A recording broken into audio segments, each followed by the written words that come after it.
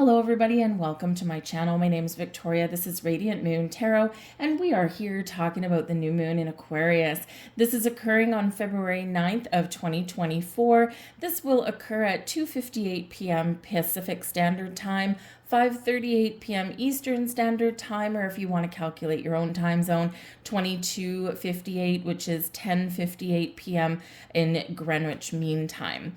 And this is, if you follow degree astrology, this is occurring at 20 degrees of Aquarius, which is a Scorpio degree. Pluto rules Scorpio. We've got Pluto in Aquarius, which really does have a very big impact on this new moon energy.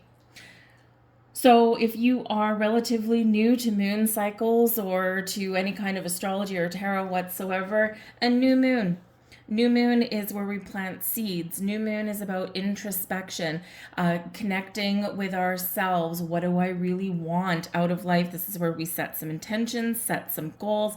The new moon is where we plant the seeds for what we desire in our life. We recognize the unlimited possibilities that we have. It's a portal to manifestation, and it's where we can receive some guidance, and especially spiritual guidance. A great time to engage in a little bit of meditation, make a wish, and perhaps start something new or look at things from a different approach, from a different perspective. And it's like a breath of fresh air when we have the new moon, and then we set intentions or we get the answers we're looking for, and then we expand upon that. So it can be a wonderful energy. Uranus is the ruler of Aquarius. And so we do have this Aquarian energy that is surrounding this new moon. So it is very fresh, very innovative, and very forward thinking. Now, Aquarian energy, right, ruled by the star card, ruled by Uranus, brings about intelligence, has us focused on community and giving back to people. So some of you may in this energy be looking at new ways you can contribute to society, or you can help out others in some way.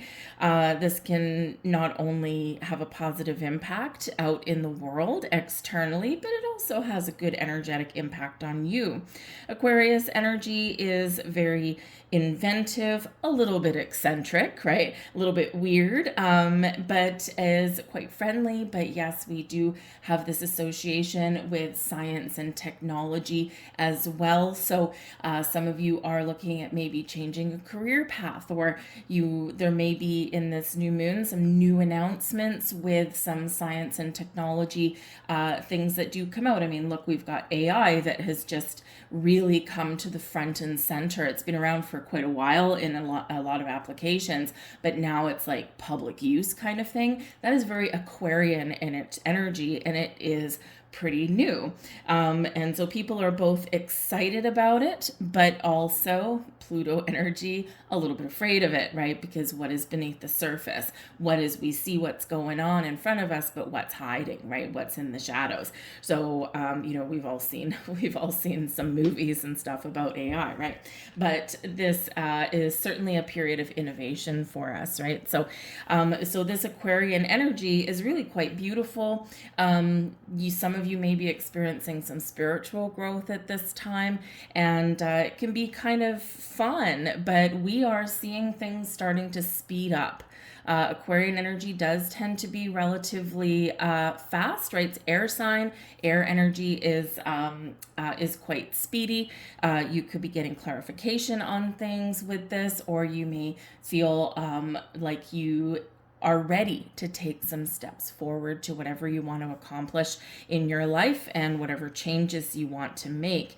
The Uranus energy that is here with this new moon, Uranus is the planet of rebellion. Okay, of course, the ruler of the Aquarian energy. So we do have this coming in. And this is about evolution, change, being quite inventive.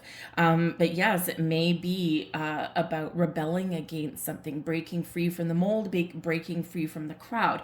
And this can cause a little bit of a challenge at this new moon because Uranus is in a square. Uranus is in Taurus right now, and it is in a square to this new moon.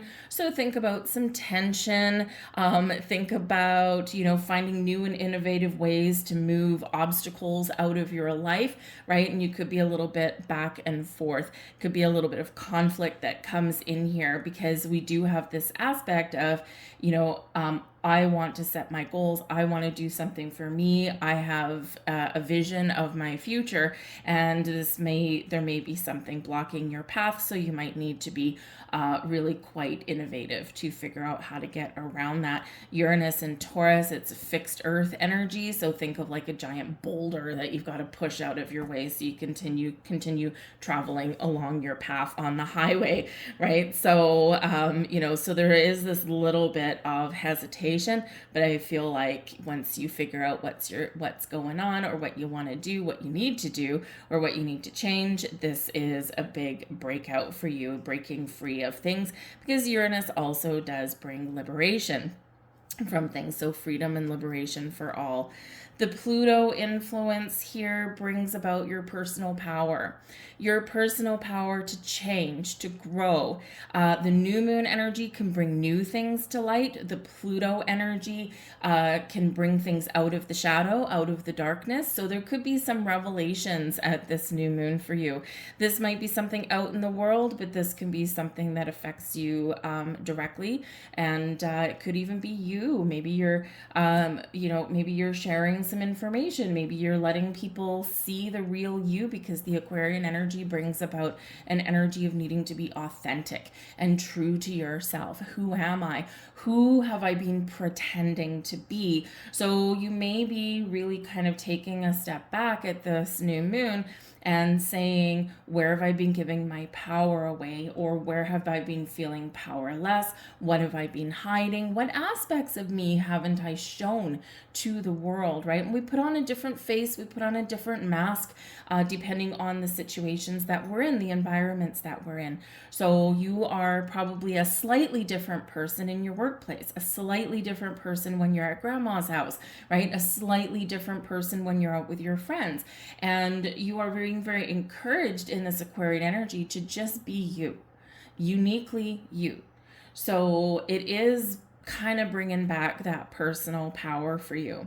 But this is a time of change and transformation and rebirth, not just with ourselves, but also in our external world as well. Not always easy. We've got a lot of ups and downs, and sometimes we've got setbacks. But February is really kickstarting some major energy. We've got a lot of planets that are going direct, and we've got a lot of planets hanging out in the sign of Aquarius. We've got a stellium of planets there, and this is like, all the planets having a little secret meeting there and going, okay, let's help everybody move forward. Let's help everybody create the change that they want to see in the world. So it's quite magical, but very powerful and very impactful for us. So let's get into your cards. Let's get into your reading. What I'm going to do here is we're going to have all of the zodiac signs. I'm going to let you know where this new moon is giving you help, support, or a little bit of grief, what areas of your life. And we're also going to look at where Uranus is as well. So we're going to look at whatever astrological house that the new moon is in, but we're also going to look at Uranus as well. And Uranus and Jupiter are hanging out together. So, so we have a lot of expansion that's coming in here, or potential expansion, or having a look and seeing what is preventing me from growing and evolving. So we'll go into each one of those. We'll have the timestamps for you guys all down in the description box and the comment section down below, so you can jump around, have a look at your sun, moon, and your rising signs. All right, you'll get the big picture that way, but definitely your rising sign and your moon sign is two of the most important ones, but I always look at all three. So we're going to grab just a few cards out here for the collective. Now, this is the Moon Magic cards, and these tend to be some affirmations or just some words of wisdom for this new moon. And this is for the collective, and we've got 3 of them here. So there's the first one. I gather more wisdom each day. And part of the messaging with this new moon is about getting clarity, getting information, right? We've got Jupiter that is coming in and hanging out with this new moon as well. And with Jupiter does bring wisdom. So you could be learning something, and again, something may come to light, whether you're learning something about yourself or something around you. So remember, wherever we happen to be, whatever journey that we've been on, even whether we've succeeded or whether we've failed, we gather wisdom, right? Oh, I'm not going to do that again. Or yes, this worked for me, I'm going to keep doing this. Or where we recognize our life lessons. So that's a great affirmation for you. I gather my wisdom each day. Your next card. Gratefully, I surrender my struggle. This is important. Not just with the new moon, not just with the moon cycles, but in general, right? When we stop struggling, we stop fighting, we stop controlling the outcome, we take a step back, we look at the big picture, we open our heart, we open our mind, we get a little more in the flow, and things sometimes resolve themselves, or things just fall into place, or we find more innovative ideas to deal with these struggles and the obstacles that are in our life. So when we're struggling, we're fighting, we're trying to hold the reins too tightly. And it's not that we don't have issues and challenges in our life, it's just how we deal with them is a little bit different. So great affirmation again, gratefully, I surrender my struggle. And there is your last card. I shine my light outwards for all to see. Beautiful energy, right? And this is that Aquarian energy. Be free. Find your freedom. Where are you restricted? Where are you giving your power away? This is an opportunity for you to shine your light. Let your light shine in your world and make that change. Be the change that you want to see in the world. Big messaging with this Aquarian energy. So I hope that was helpful for you guys all. We're going to get into the reading for each zodiac sign here for you. So again, your timestamps are all in the description box down below. We will be starting with Aquarius since this is Aquarian new moon. And we're going to pull out manifestation card. We're going to pull out a card directly related to Pluto because this major influence, right? And then we'll also pull out a couple of tarot cards for each sign as well. So I wish you wonderful luck and great energy with this new moon. If you are, by the way, manifesting with this new moon, I would maybe wait a few hours from that peak point, right? Just because we do have that square that's coming in there. So I would maybe even wait a few hours from the height of that, or wait until the next day to set some intentions and manifest, because that way the tension is released a little bit, right? So it's a little bit more smooth flowing there for you to set those intentions and kind of be in the flow. So just a little bit of word to the wise there. Anyways, okay, let's get right into your readings. Timestamps down below. Hello, Aquarius. This is your new moon. This is so exciting for you. This is, of course, happening in your first astrological house, which is all about you. And this, if you have a birthday anywhere around this new moon, this is probably one to really pay attention to. But whatever Aquarius you are, sun, moon, or rising, this is a wonderfully fabulous time for you guys to set some intentions, to share or shed some light on something, to really make that big wish, focus on your goals, your dreams, and recognize the no limits, right? Don't put limits on anything. This is big energy, and it's yours for the taking. All right. So this really does set the stage for you for the rest of the year, right? Your one and only new moon for the rest of the year. And of course, it is packing a punch. So with this happening in your first house, you can be very much focusing on your goals, your dreams, your desires. What dreams have you put aside? right? What have you been ignoring? What have you been giving up for the sake of other people? It's time to really take back the reins a little bit there for yourself, and really take back your own personal power, and not in a negative way, right? But we do quite often need to put up boundaries, or we do quite often need to find space and time for ourselves to focus on us, right? And it's not selfish or anything. It's important, right? If we're always living our life for other people, we get lost. We forget who we are, right? And this is where things tend to go a little bit sideways. So you may find that in your path for personal freedom, in your path for change, in your path for focusing on you, you could very much be at odds with people in your life, because we do have Uranus and Jupiter in your 4th house. And of course, this is creating that square. So it's creating that tension, it's creating that conflict, right? So if you are perhaps, let's say you have family at home, right? Maybe you've got a husband or a wife, you've got children maybe, and you might be that kind of caretaker of sorts for your household. You do some cooking, you do cleaning, you basically keep everyone in line, right? And you're always there for everybody. And now all of a sudden you're like, I need to find some space for myself. I need to put aside some time for me so that I don't lose myself. And this could create a little bit of tension in your home, right? You can also do that same thing in your workplace or with other family members that don't live with you, right? Just your relationships there. And it's really just probably because people kind of might have their nose out of joint, that you're not giving them the attention that they are accustomed to, right? You've trained them to expect a certain amount of attention and things from you, right? So just be a little aware of that, right? Because Jupiter energy there as well. Jupiter is wonderful energy, and it brings expansion and growth and good luck and good fortune and wisdom and all of those things. But it does expand everything. So if there's conflict, this is big conflict. If there's tension in the home, it's a big tension, right? But with the energy of Pluto, we have the opportunity to get everything out in the open and then release it, let it all go, and then move forward in a slightly different way. So be really honest with yourself, be truthful with yourself and the people around you. And this is where you may really get some resolutions to something. But some of you could be in this energy getting a new house, a new home. Some of you could be getting a new haircut, a new wardrobe, right? Or maybe you're trying something new, right? And again, this is all about you.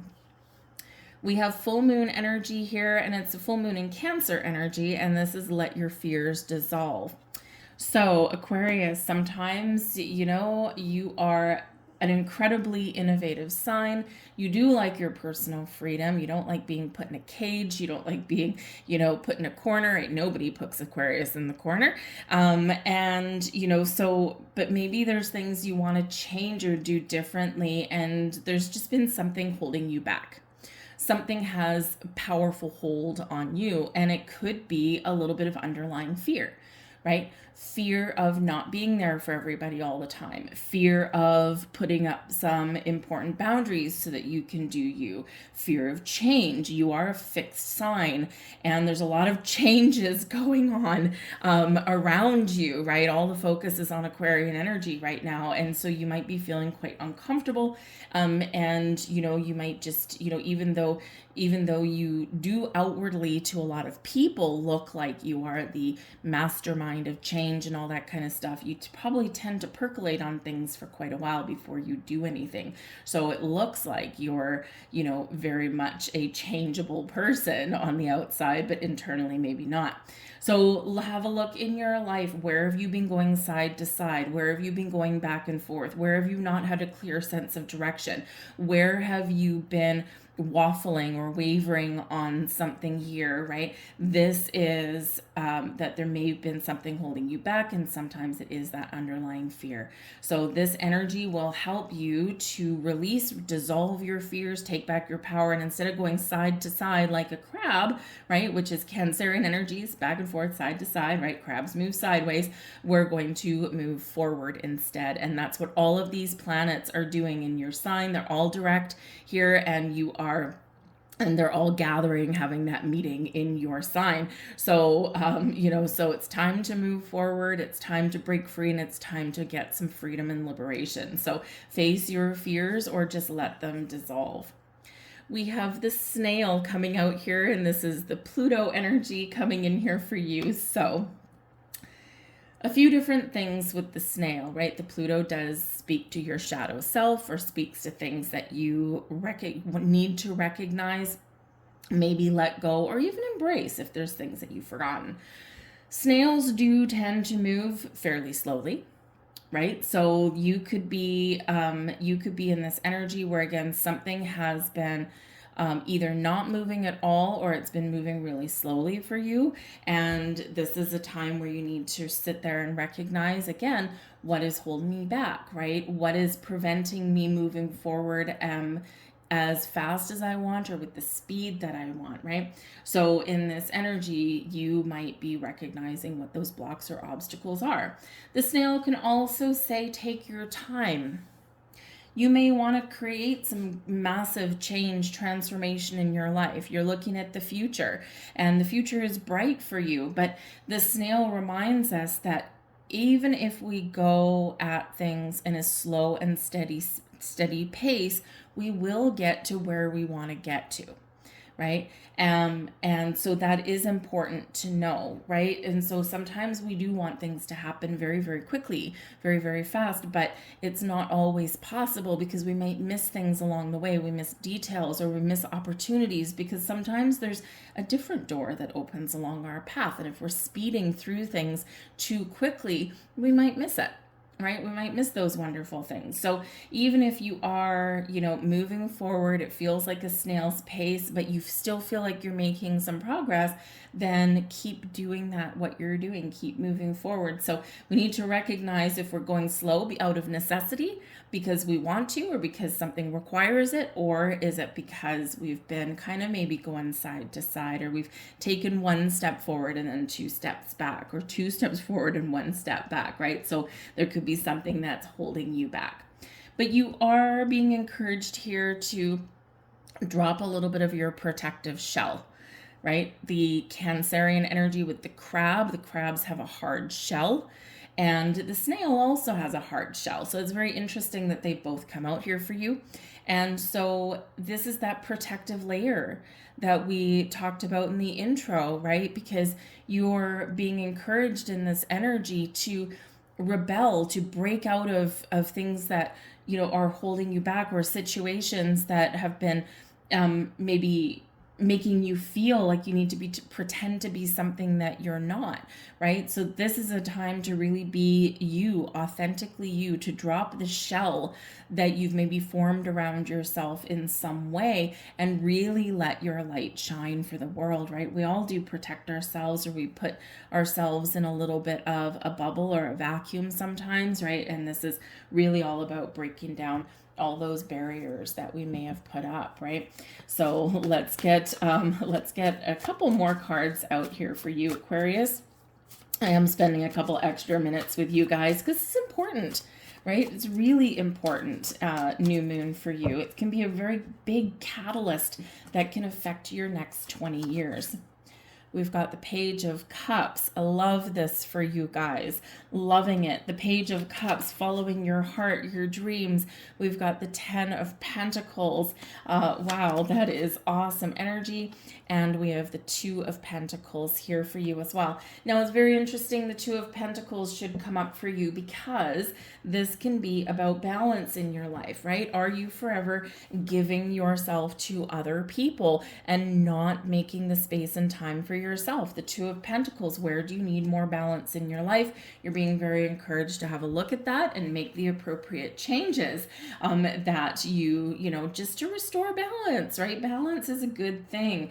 The 2 of Pentacles also can represent that you are making an important decision. 10 of Pentacles, what is your long-term goals and dreams? What makes you feel solid, stable, and successful? Where can you find more abundance and, long-lasting things in your life, right? You're focusing on your long-term goals right now, right? The 10 of Pentacles is an awesome energy showing you that, you either are focused on making yourself a wonderful nest, right? This is very much a home energy, right? Happy home, happy family, stability, security, success, and prosperity for the long term, right? With that 10 of Pentacles there. So some of you are being very encouraged to have a look at the life that you've built and count your blessings, right? But some of you also here are really focused on those long-term goals. So you need to decide where do I need to make change? Where do I need to find more balance? What makes me feel solid, stable, and secure, right? And so you got some big things going on here for you, but ultimately really positive. And yes, I'm reading these backwards, but that's okay. We've got the Page of Cups coming in here for you guys as well. So this is wonderful. This is about following your heart, following your dreams, following your goals. Some of you might need to get really creative in this energy, but you may also have a surprise coming your way, by the way, with this new moon. We already talked about that a little bit. Might be something that comes to light. Now, there could be some financial things that pop up for you, and it feels like here in a very positive way. So you could get like a gift or something. You could potentially get an inheritance, or you could be very much on your path to making some more money in your job, right? Maybe there's something you want to do on your own. You got something that you want to create, and you might be able to right now, if you want to maybe start your own business or expand upon your own business, or maybe find a different way to make money, something that gives you a sense of fulfillment, something that makes you happy, right? All of this is on the table for you right now. And it may be a little bit of a surprise because you might find the resources that you need to make sure that things happen for you. But the Page of Cups can also be a very spiritual energy, and we do have this coming in here for you as well. So spiritual awakening, spiritual growth for you. Some of you are just starting on your path, and some of you are taking things up a notch with this. So this can be really wonderful energy. That's all here for you guys. So get excited, really connect with yourself, connect with the universe, open your heart here, right? And I feel here with all of this energy, whatever is standing in your way, I feel like you're going to clear the air. You're going to find a resolution to things, and you're going to make the right choice, right, for yourself and for your future, right? So very exciting. Embrace this energy. I thank you guys for watching. Good luck with this new moon. And we're going to move on now to Pisces.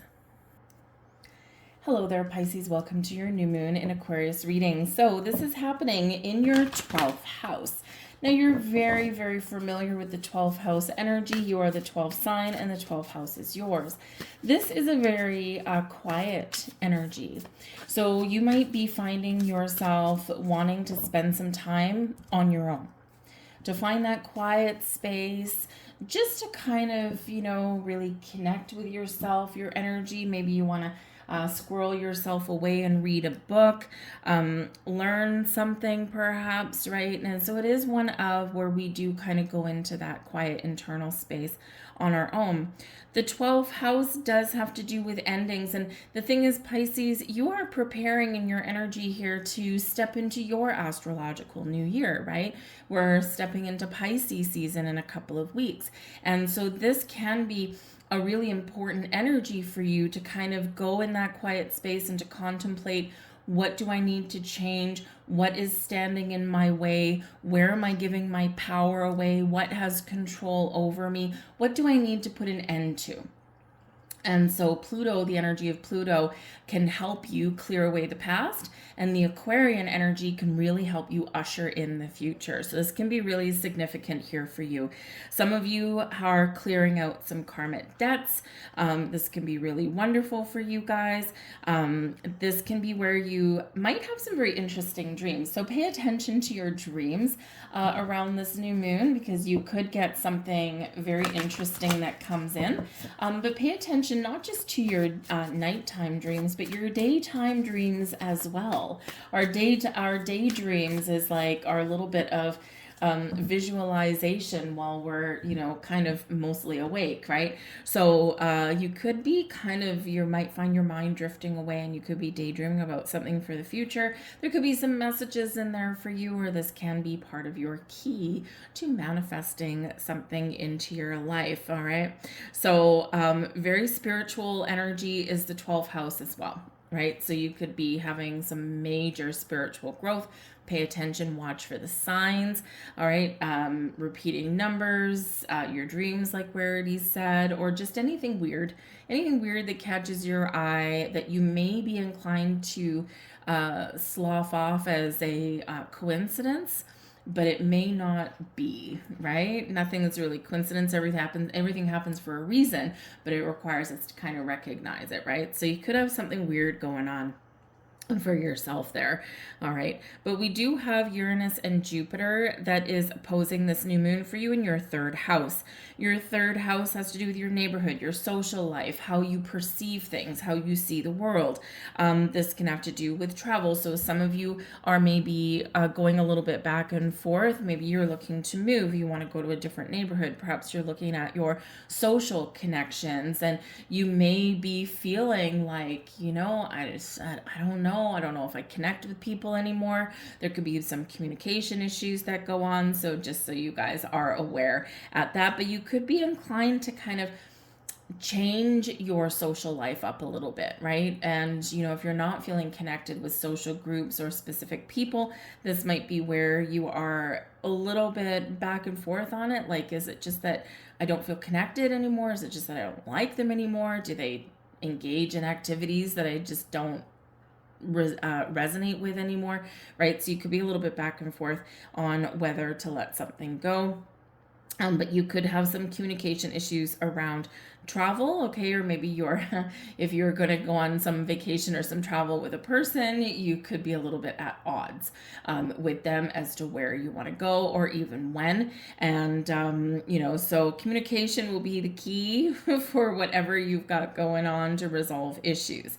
Truth, honesty will really help set you free, but you may need to find a common middle ground, find a compromise. Some of you could potentially have some electronics issues. Okay, the 3rd house has to do with like your devices, like your electronic devices and things. So you could have some issues with email. You could have some issues with your devices themselves, whether it needs repair, or whether you're considering turning off your devices at a certain time every day, especially if you want some quiet space in there. But some of you might be buying a new piece of equipment, new phone, new computer, new tablet, that kind of thing. We have the full moon in Scorpio energy. Breathe through the tension. So again, there might be some tense moments here, especially with your 3rd house, because this does have to do with communication, right? And so there could be a potential for some misunderstandings, but also an opportunity here to perhaps clear the air. You could also be changing here how you do perceive things. You could be changing how you communicate with people around you as well. The full moon in Scorpio energy, this is a big ending. Okay, it's like, whoa, out with that old way, in with the new way. All right, and you know, it does remind you to take those deep breaths, to find that quiet space, right? And you know, to kind of work through something, right? It's amazing what can happen if we're in the middle of a little bit of an argument or a struggle. What can happen if we just take a big deep breath and let it right out, right? That sigh. All right, so breathe through the tensions, and breath works and meditation may help you if you are struggling to communicate, to get your point across, or if there is some tension in somewhere around you. And I feel like here, because you do have this big energy of Scorpio, remember this this new moon is at the Scorpio degree if you follow degree astrology at 20 degrees, and we do also have Pluto and Aquarius, so you might be finding new and innovative ways to deal with issues, to communicate, to get your point across, right? But we've got to work through that. We have your Pluto card, and we've got Okapi coming in there for you, and this is really quite interesting because the Okapi has to do with fate, a fated meeting, a fated event, a a fated situation, or something hidden that may kind of come to light. This can represent that you are gaining wisdom and understanding and the deeper meaning behind some events, situations, or occurrences in your life, whether they're from now or whether they're from your past. You could be getting some really deep insights into the future as well. Seeing things from a higher perspective, seeing things from a higher plane. So really connect with your spiritual self and with your energy at this time. It's going to be really, really powerful for you, I feel here. So yeah, a lot of spiritual awakening here, but there's a little bit of mystery unfolding here for you, Pisces. So whether it's just something that you have been keeping a secret, or whether it's something that maybe comes to light in your world in some way, or whether you do have this big shift in your spiritual self, right? It's a little bit of a mystery. Pluto is bringing you something out into the open. And again, it could just be some wisdom, but it could also be some very interesting events, especially when we do have some fated events and fated situations that are going on. Means that the wheels are already in motion. So something is meant to happen, or meant to shift, or meant to resolve for you, right? And we like resolving things. It's always a good thing, but it's sometimes scary. So let's see what the tarot says for you. We've got the Two of Wands, the Page of Cups. Love the Page of Cups. Aquarius got the Page of Cups as well. All right, so there could be something there for you. And we've got the Five of Wands. So here's your tension and your conflict, right? Some drama or some issues there with the Five of Wands. So this is something that you may need to work through, something that you need to resolve, whether it's internally or externally, right? The Two of Wands, you've got a plan, or you want to make some plans here, and you need to make some decisions. Where do I want to go? What do I want to do? What do I want to change? The Two of Wands, we typically do keep an open mind, right, with this, right? The world is your oyster, but we are encouraged here in this energy to focus on whatever is blocking our path.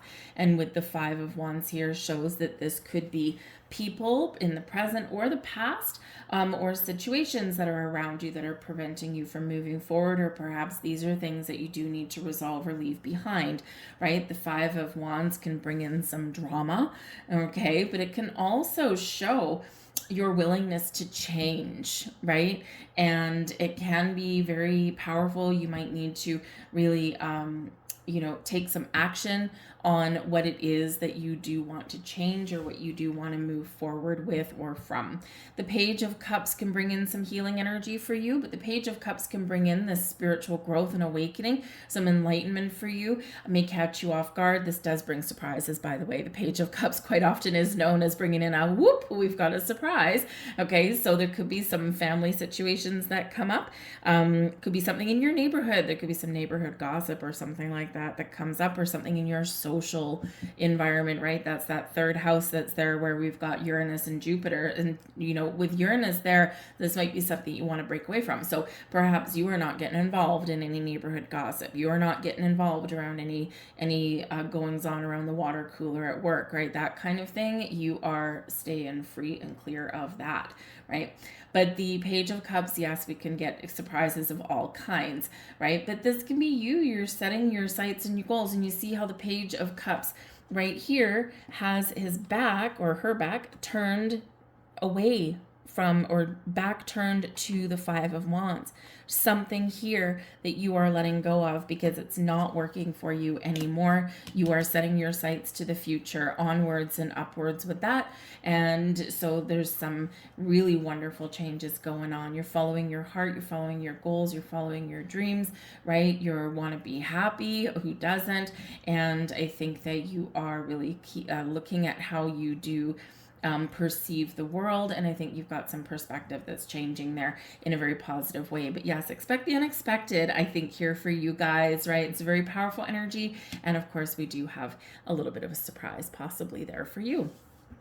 I'll leave that there for you, Pisces. Good luck in this new moon. Take full advantage of this energy.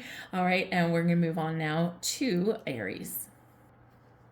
Hello there, Aries. Welcome to your new moon in Aquarius reading. This is happening in your 11th house. Now, the 11th house is Aquarian energy anyway. So you've got this double energy of Aquarius. And this is about your wishes. So this is your Make-A-Wish house here, folks. So what are you wishing for? What are you hoping for? What do you want to change? Where do you want to expand and grow? What do you want to do new? Because this is such a positive energy to help boost your intentions.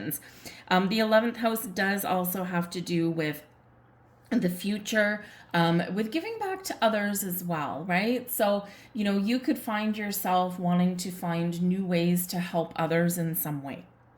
Whether this is giving of your time, donating money, donating goods, right? If you're decluttering your house, cleaning out your closet, maybe instead of throwing stuff away, you donate them to a charity, right? You might not like that old sweater that you bought 10 years ago, but it can be like a treasure to someone else, someone who maybe can't afford to go out and buy, a sweater of that quality or something like that, right? So this can be where it doesn't need to cost you any money or anything to give back in some way. But this can be free for you, and it's a benefit. It's a win-win situation, right? If you're cleaning out your closet, you get more room in your closet, but someone else, can really benefit from what you're giving away. It can actually be quite life-changing for someone there, perhaps. All right. Because this is a very humanitarian energy.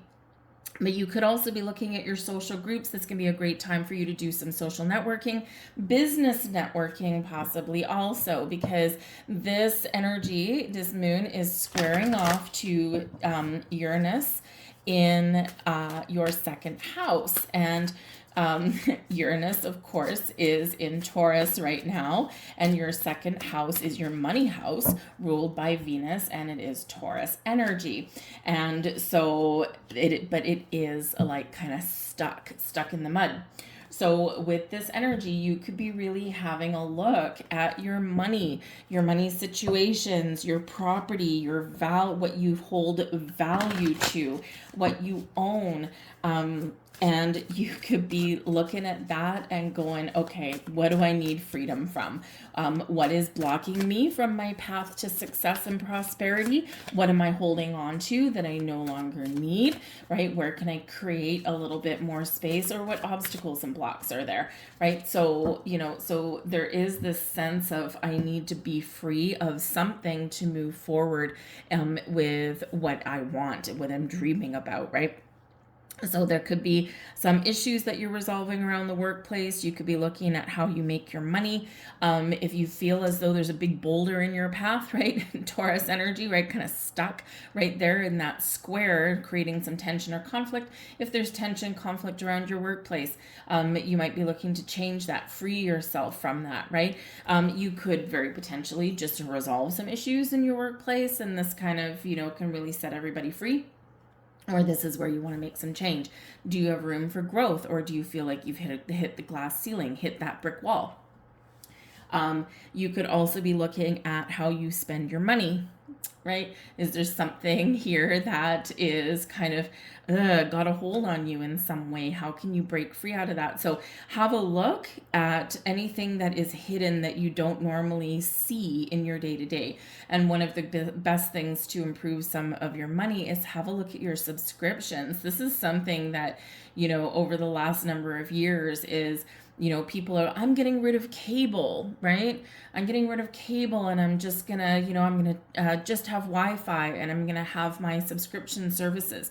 But how many do you have, right? Because sometimes it can actually really get out of hand. So have a look at your bank account, see where money is coming out that maybe is not right in front of your face. So subscription services, if you've ever ordered anything online, is there some stupid auto renew thing there somewhere? Something hidden with your money, okay? So look for those things if that sounds like you. But I do feel like here that you are going to break free out of whatever is preventing you from moving forward, moving onwards and upwards, getting more prosperity and growth, and preventing you from having your wishes and your dreams come true. So keep your eye on the future and be willing to make some change. We've got Moon and Virgo energy, and attend to the details. Now we do have a full moon in Virgo at on February 24th. Okay, so between now and that full moon could be where you are focusing on some sort of details. And Virgo does tend to be a little bit focused on money sometimes. So in this energy, again, where are you bleeding money, right? Where is money coming out of your bank account? And maybe you wake up in the morning and you're like, okay, I've got to go and get groceries today, and then you go and do that, and you're like, oh, damn it, something came out of my bank account I didn't know, right? This can also be where if you are, looking at any aspects of your life here, right? You're focused on the future and where do you need to make some change, or what do you need to resolve or put an end to so that you can grow and expand, right? The devil is in the details, as they say. If you are signing any kind of important paperwork, documentation, okay, there could be, number one, delays getting that, okay? But this also a really good reminder, if you are signing any documents or anything like that, to make sure that you are reading the fine print. All right, the details are very important, okay? So just a little heads up for you there. But also, if you are really making some big wishes and goals and dreams on this, right, make sure that you are very clear on what it is you want and set your sights high, because this can be a really exciting time for you to make some more money or to make changes in your finances that is a little bit better. We have goat energy coming out here. Now, goats are very resilient, right? Goats, they're quite often fearless, to be honest with you, right? I mean, if you've ever seen a freaking mountain goat or just a regular goat, they climb to great heights, right? They like to be up high. My friend raises goats out in the boonies, and she's like, these things are the funniest little creatures. She's like, but they always want to climb on the roof.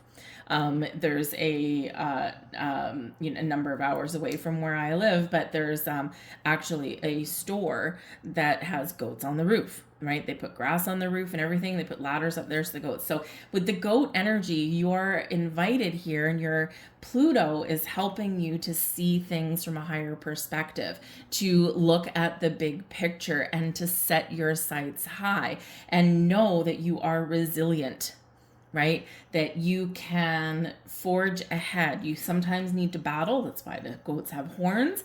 And sometimes you just need to be very sure-footed and sure about yourself. So where are you not feeling sure about yourself, right? Where are you kind of hiding in the shadows, and where do you need to kind of rise above, right? Or rise to great heights. So the goat energy can be really positive for you in that respect, to really, have a clear vision, but to go for it, right? Fearless energy in that. But just be aware with the goat energy that it does come with a little bit of stubbornness, right? Goats are known for butting heads. Okay, so if you are butting heads with somebody, or if there is some stubborn energy, is this working for you, or is this working against you? All right, you need to recognize that, the details, right? You need to recognize that, because if you are in a stubborn energy, or if you're butting heads with somebody, you're constantly hitting a brick wall, right? Then clearly that's probably not working for you. So something needs to change. We have the Three of Cups. Wonderful. There's your social energy. The Page of Pentacles, there's some money or some wisdom. And we got two more that came out here actually for you. We've got the King of Swords and the World. I love this, and I love that these two actually came out together. So I'm going to read those together. The Three of Cups can represent social engagement. So this is a great thing. You could be getting out there and meeting new people. You could be socializing with people. Maybe you're doing business networking or attending trade shows and events. You could potentially find new work, new job, new career path, a better way to make money, Page of Pentacles, via social engagements. So consider attending a job fair, consider doing a little bit of networking, going to that one of those trade shows, those conventions, even if it's something that maybe you wouldn't normally do, right? Because we're breaking the mold, right? We're breaking the mold with this Aquarian energy, right? So break away from the pack, break away from the crowd, do something that you wouldn't normally do, right? So this can also represent your potential here with the Three of Cups to meet new people, or perhaps you are moving away or making changes in your social groups here. But typically the Three of Cups does bring in a celebratory energy, some really good news. So part of the message here for you is to keep your vibe high, to stay positive and stay focused on your goals, especially any financial goals with this, with the Page of Pentacles. Maybe there might be something that you need to learn, something that you might need to gain some knowledge, right? The Page of Pentacles is very bookwormy. And always willing to learn something or expand that wisdom, right? So sometimes in order to move forward or make some important decisions, sometimes we need some information, and there's that detail energy there, right? So you could be unearthing some details. But the Page of Pentacles does focus on new beginnings or leveling up in some way. So this is a really positive sign for you. So if you are manifesting things, or if you want to make some changes in whether it's your social, whether it's your money, whatever it happens to be, and this is a great energy. Know clearly what you want. But we do have the King of Swords and the World. All right. So I do feel that some of you are getting some very good news between now and the full moon in Virgo, somewhere around there between now and the end of February. And this is exactly what you wanted. The King of Swords. This can be an incredibly important conversation, bringing you success and abundance. The World card, right? This is like wrapping things up, bringing things to a close. This is bringing success and abundance and a reason to celebrate. So this is awesome energy. The King of Swords also does bring clarity and a sense of purpose. I know what I want. I know what I need to do. I know what I need to cut out of my life. I know what changes I need to make, and I am feeling confident and strong and capable. I can think clearly. I'm looking at the details. I'm looking at the big picture, and ultimately I'm taking the lead and I'm taking charge. So this can be a really great energy for your goals and your dreams, right? The World. Where do you envision yourself? Where do you see yourself expanding or growing or moving forward? What is it that you want? Because all of this energy here is very much helping you to achieve that, right? But we need to make sure that we know and that we state clearly what it is we want. But the Kings do bring about leadership energy, and also a deep sense of, I know that I will be successful. So some of you could have some contract negotiations going on, because the King of Swords can be very good at negotiation. And the World, successful negotiation. Okay, and the Page of Pentacles, a new job. So yeah, some of you could have some really wonderful things going on with your career or with your money in general. Right, so this is very positive for you. Others of you, you know exactly what you need to put an end to, what you need to change. You're looking out into the future. The World brings an expansive energy. You're wrapping up a cycle in your life, and you're ready to move forward into something bigger, better, brighter, shinier, and hopefully maybe more profitable for you as well. So it's a great energy there for you. Take advantage of this. Keep an open mind, keep an open heart, be willing to learn, go with the flow, be willing to be a little bit flexible, but also celebrate. There is this big celebratory energy that is coming in here for you. So whatever your situation is, it's going to be important for you to have a positive attitude, an optimistic attitude, and to give thanks, give gratitude to the universe for everything you have, everything you've overcome, and everything manifesting in your physical world. Whenever we do give gratitude, we get more things to be grateful for. I'll leave that there for you guys. Good luck in this new moon. I thank you for watching, and we are going to move on now to Taurus. Hello there, Taurus. Welcome to your new moon in Aquarius reading. Woo, this is a big one for you. All right, so this new moon is happening in your 10th house. Super, super positive for your career, for your public recognition, for rewards and accolades and all this thing. The 10th house has to do with your public image. It can bring you fame. It can bring you some awards or rewards into your life. It does speak to your ambitions, but also your achievements. So a wonderful, wonderful house for your career status, to build upon your reputation, or maybe your reputation precedes you and this can bring you some wonderful wealth, abundance, or open doors to opportunity for you. So it's very exciting in that energy. So wish big, dream big, right? Get yourself out there, get out of the shadows if you've been hiding there, because this can be your time to really shine. Now, the interesting thing with this new moon is, of course, we do have a square to Uranus, which is in your sign, okay?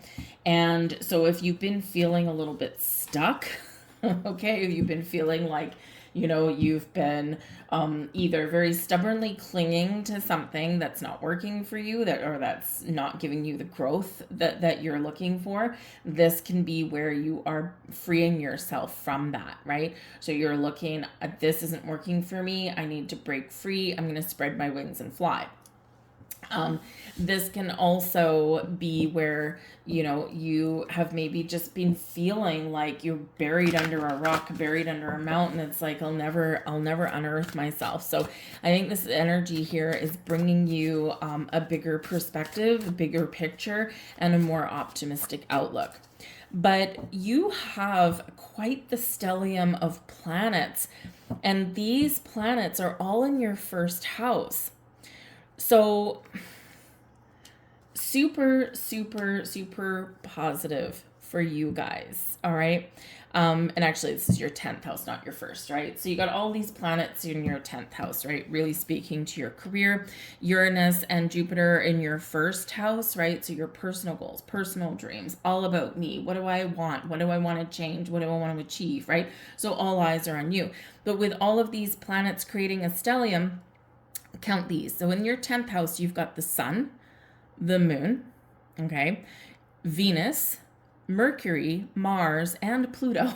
That's a lot of planets sitting here, bringing about change, bringing about clarity, bringing the resources that you need, because Venus, of course, we like Venus, and Venus can bring you the resources. This can be a fertile time for you to grow and expand, and of course to let go or clear out anything that's not working for you, right? So this can be very exciting. But all of these planets here are really packing a punch for you. So again, really embrace all of this energy, set intentions, set goals, be willing to let something go, and embrace change, right? You are a fixed sign, Taurus. You don't always love change. You like to dig in your heels and stay where you are, and that doesn't always work, right?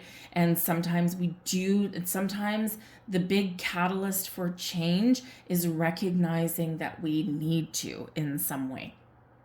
So be open to change, because there might be some changes coming, whether you like it or not. We've got Aries energy, moon and Aries energy, work through your feelings, okay? So in this energy, it's very important to connect with your heart space. It's very important to connect with you and your energy, right? And especially with, with your first house being very activated here, what is important to you? Where does your heart send you, right? If you were to really connect with your heart and say, okay, what would make me happy? Where do I see myself headed? Where do I want to park my butt for the next 20 years, right? Because it's probably better than where I am now. What does that look like? Work through your feelings of, resisting change, or work through your feelings of if you are somewhere where, maybe you don't have what you want, or you can't get what you want, or, really when we connect with our feelings, we have an opportunity to heal. We have an opportunity to grow, but we really get a deeper sense of what is making me happy and what is blocking me. Where am I, feeling good? Where am I not feeling good, right? So, and this can be really the instigator and for a little bit of change in our life. We have the jellyfish coming in here for you guys as well. So I actually like the jellyfish. Jellyfish not so bad. What do jellyfishes do? They don't control anything. They don't have a rudder, right? They float. They go with the flow. They go where the currents take them, right? So where do you need to embrace the flow rather than dig in your heels and resist? When we get in the flow, things get easier. right? We can overcome obstacles better. We can embrace change a little bit easier, right? We release expectations, we release control, and we're just floating along. We're ready for action, and we're ready to seize our prey, right? When we need to get it stuck in our little tentacles there, right? But we are in the flow. So things do come along a little bit easier for us in that energy. So sometimes the best thing we can do, especially when you've got all these planets all piling up here, right, is to release that control, get ready for change, and don't resist it, right? It just doesn't work when we resist things, all right? But with the jellyfish energy, this is all about trusting your instincts as well, right? So trust your instincts, trust your intuition, okay? And this will always guide you down the right path, right? But sometimes our intuition is guiding us towards something, and we want to try and make logical sense out of it. Quite often, where our intuition is leading us kind of defies logic. So overthinking, overanalyzing, or trying to make sense out of something doesn't always work. But it always does lead you to somewhere magical. So trust your instincts, trust your intuition. Where is it leading you? Where is it guiding you? See where it goes. Pull the thread. See where it goes. Just follow the breadcrumbs. And you'd be amazed sometimes what happens. We have the World card for you. Okay. Successful completion of a cycle. 8 of Cups there. But there is something that you may want to let go of in the Page of Cups. I tell you, this Page of Cups has come out like 3 times already, I think. Anyways, very interesting. And there is a big spiritual awakening that is going on as well, right? This Aquarian energy, you know, Age of Aquarius and all that stuff. And then Pluto, of course, can bring about spiritual growth and transformation. So, yeah, some of you could also be experiencing that, and the Page of Cups can bring that there as well. But with the World card, yes, this can be a successful completion of a cycle, right? And now you're looking out into the future, and the future is bright, but it's also scary sometimes because we don't always know what to expect. We don't always know where we're going. But this can bring in an energy of celebration, right? So some of you could perhaps be getting something that you want, or you really have your sights set on something that is going to make you happy, something, you know, that brings some really positive change into your life here.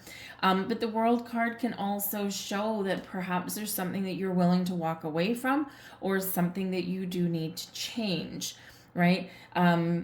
The 8 of Cups, right? It's funny, we connect with your feelings, right? With that card. And the 8 of Cups is detaching from your emotions, and the Page of Cups is embracing them, but in a better way. So sometimes we need to let something go, 8 of Cups, to move forward into something bigger and better, and something that's going to make us a lot happier. The 8 of Cups, right? Where are you feeling? What's your emotions? Do you feel like you need to let something go? Do you feel like you need to do something different to achieve what you want? Or do you feel like there's an opportunity to change, to transform? The 8 of Cups is a very transitional energy, and transitioning from one phase, one situation into another. But we do need to kind of cleanse and purge some old emotions, right? So, you know, we do need to let something go. We do need to turn our back on something, right? And we do need to embrace a better way, or a more positive and optimistic way. You are on your way to achieving something that you really want to achieve, because the 8 of Cups, the next card is the 9 of Cups, and it's your wish fulfillment card. Like, make a wish and rub the genie's lamp and you'll get what you wished for. You might have a long journey ahead of you, but it is there, right? So in this energy, some of you are just really making some very positive changes, Page of Cups, to achieve or to get to where you want to get to, right? Something that's going to make you happier, something that's going to be a lot more interesting and fun and wonderful and joyous in your life, right? So this can be wonderful for you guys. But yes, some of you are really looking to have a better career, a better life, a little bit more peace in this energy. And yes, you could have to walk away from something in order to do that. Sometimes we just need to let go of our own desires or our own needs to resist change, right? To stay where we are, right? And it's usually out of fear, right? Usually out of fear. So let go of your fears and embrace the new. But the Page of Cups is also, of course, where we get a little creative, we get a little bit inventive. We're opening our heart and we're really feeling really very positive about where we're going. The Page of Cups is a little bit of a dreamer. And of course, all these planets in your 10th house and this wonderful energy, dream big, right? Dream big, because the world is your oyster in this. So you just never know where the wind may blow you. Where does the current take you, right? The Page of Cups trusts intuition. So trust your intuition in this. But the Page of Cups can bring about a surprise. So there could be some very, very positive surprise headed your way here as well. But you are very connected with the stars in the universe right now. Make sure you do set some very positive intentions for the future and know and trust in the changes that are laying ahead for you. And when we do that, things do get easier and things can get a little bit magical. I'll leave that there for you guys. Good luck in this new moon. I thank you for watching. We're going to move on now to Gemini. Hello there, Gemini, and welcome to your new moon in Aquarius reading. This is happening in your 9th astrological house. This is ruled by Jupiter. And we do have Jupiter with Uranus in your 12th house. So if you are looking to expand, to grow, to spread your wings and fly, you need to have a look to see what is preventing you from doing that. And you need to put an end to it. The 12th house is where we do find our endings, right? So what do you need to end for you to grow? Very important for you to do that, okay? We do have in this 9th house, this is a very spiritual house, all right? And in your 12th house with Uranus and Jupiter in it, this is also a very spiritual house. So some of you could be experiencing some spiritual growth. This is a very big energetic boost for you guys to do some cleansing, some purging, some healing in this energy so that you can free yourself, you can liberate yourself, and so that you can have a lighter and brighter tomorrow. So this can be really important energy here for you guys.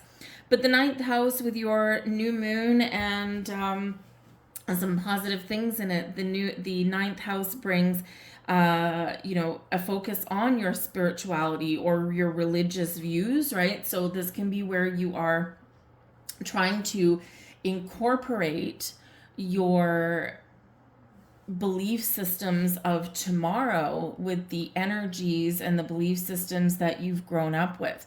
How do I make that work? How do I, incorporate the two together? I've got, I'm embracing my spiritual self, but I've also got some traditional views that are still valid for me, right? They can coexist. They can coincide, right? So you might just need to be a little bit innovative to figure out what works for you and how that works for you. But some of you are breaking away from the old ways, right? And you are embracing a very futuristic, very spiritual viewpoint of yourself and of the world. And you may just find that it works better for you. And you're learning things about yourself. You're learning things about the universe, the laws of the universe, law of attraction. You're learning about energies, right? All of these things. And it's really quite a really quite good opportunity for your expansive mind, right? For your higher mind, your higher self there. So this can be some great things here for you. Some of you might have some big ideas. And you're very encouraged here to embrace your ideas, right? To see, what do I need to do to bring my big ideas into reality, into the forefront, right? What do I need to release and let go of? 12th house. What do I need to embrace, right? Where do I need to go with that? So some of you have some big ideas that you have potential to turn into reality here. And some of you could be looking to expand your kind of cultural aspects, if you will. The 9th house can bring in travel, right? And it can bring in long distance trips here for you. So you could be meeting people from meeting people from different cultures, different lands. Maybe this is where you're doing some homework, some research, right? Bringing yourself in some information. You could be traveling somewhere. So maybe you're traveling overseas or making the plans to travel overseas or to a different country, something that's a little bit more we'll call it alien to you, right? And this can bring you some new cultures or some new ideas, or maybe you're interested in architecture because the ninth house, sometimes we have travel with a purpose. So it could be like a learning vacation, or maybe you're going overseas for school or something, or you want to, travel Europe and look at the history and the castles and all of this stuff, right? So this can be something that's really kind of expands your mind, expands your horizon. So it's really quite powerful. And remember, the ninth house is brought to you by Jupiter. And so expansion, growth, good luck, some good fortune in there for you, right? But also can bring you some wisdom and knowledge. So on many levels, by the way, there with that.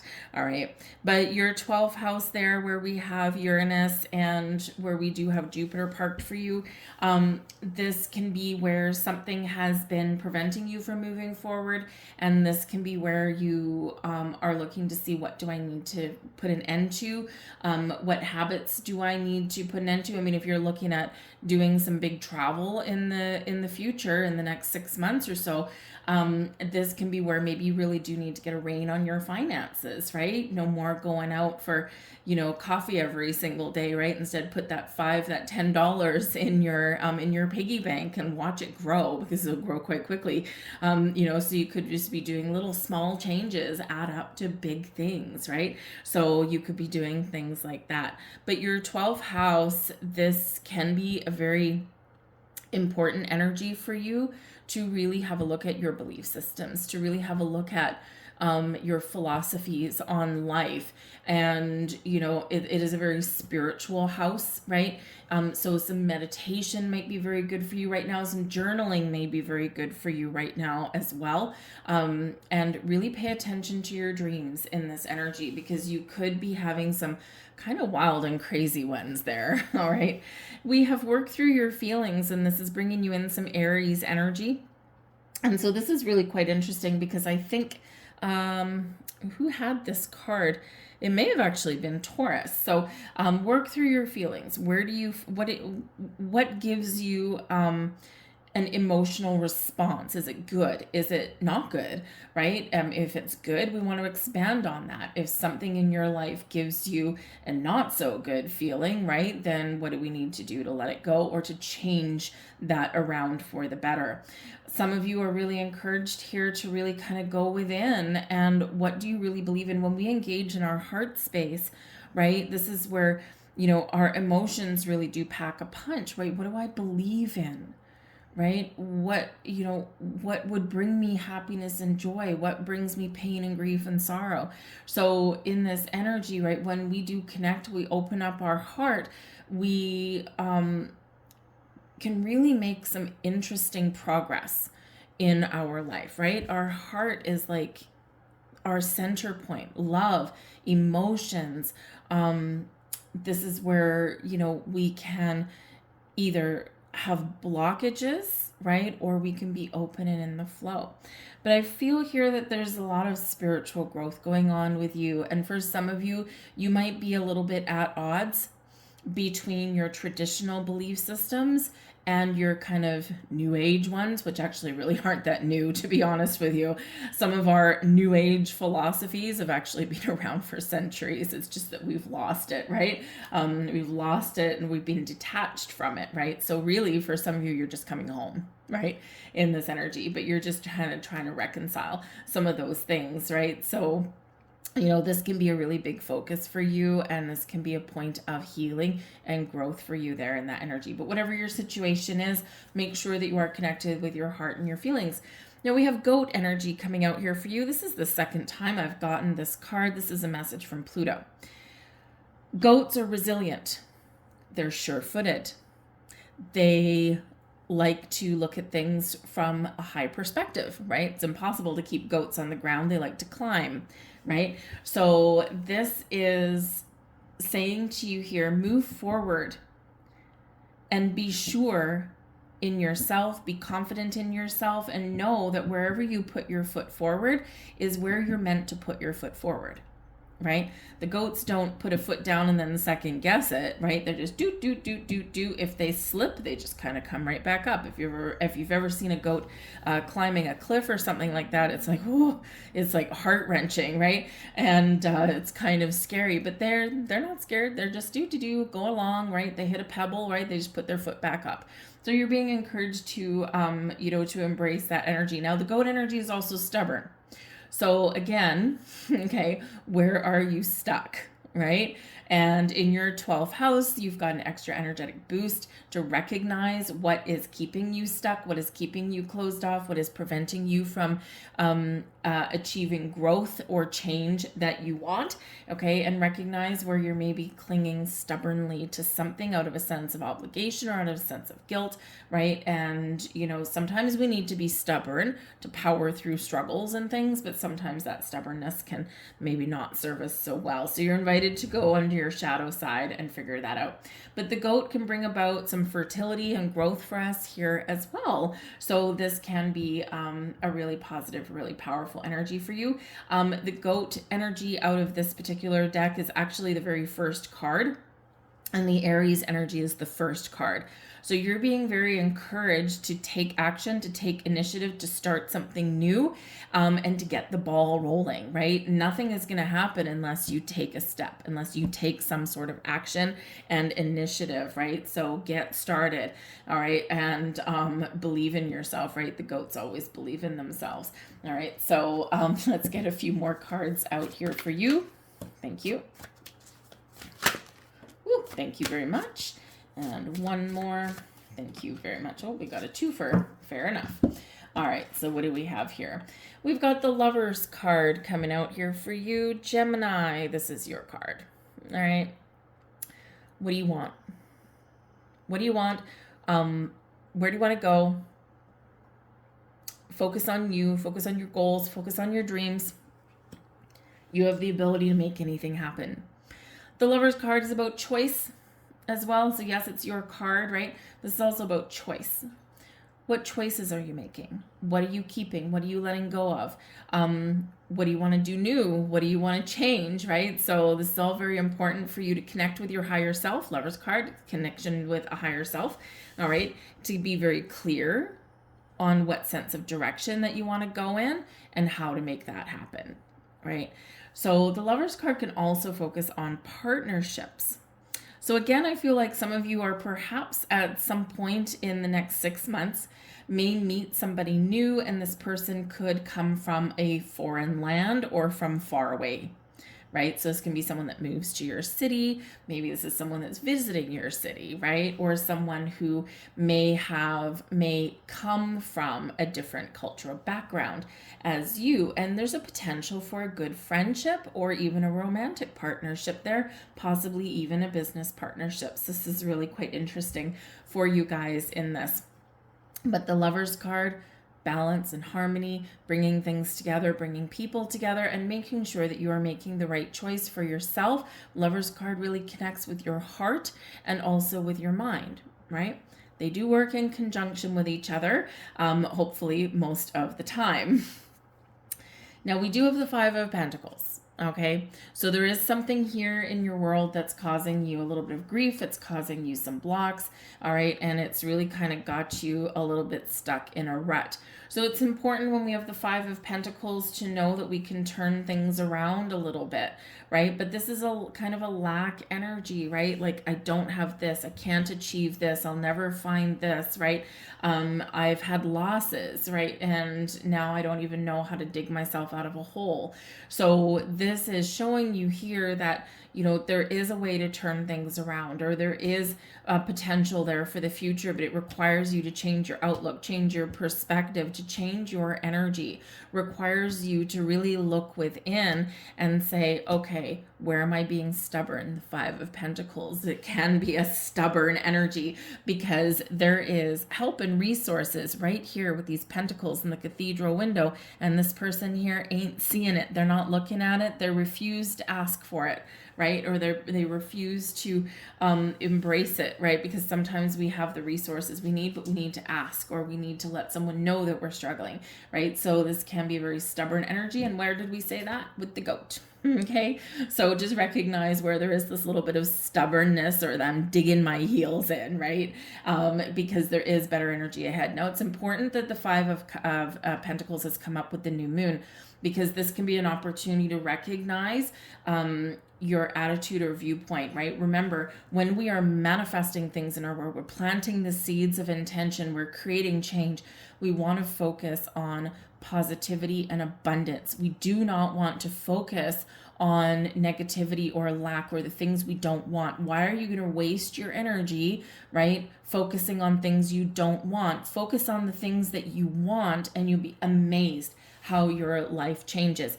Will it mean that everything always lines up for you all the time and is always bright and shiny? No, it doesn't. But what it does do is change how you deal with it, and things get easier when we're in that energy. All right. So that's an opportunity to turn things around for the better. Now, we also did speak about, if you want to go on any kind of vacations or trips or anything like that, you might need to change some of your spending habits, right? And this can represent that as well. Where are you bleeding money, or where are you wasting money each day? Can you put some things in the bank, right? So again, maybe you got like a Starbucks habit every single morning, right? You know, the lattes and the muffins and all that kind of stuff, they add up, right, over time. And if you're spending $10 a day at Starbucks on your way to work, right, that's $50 a week, right? And you could really put that aside and maybe be able to afford something that you couldn't usually afford.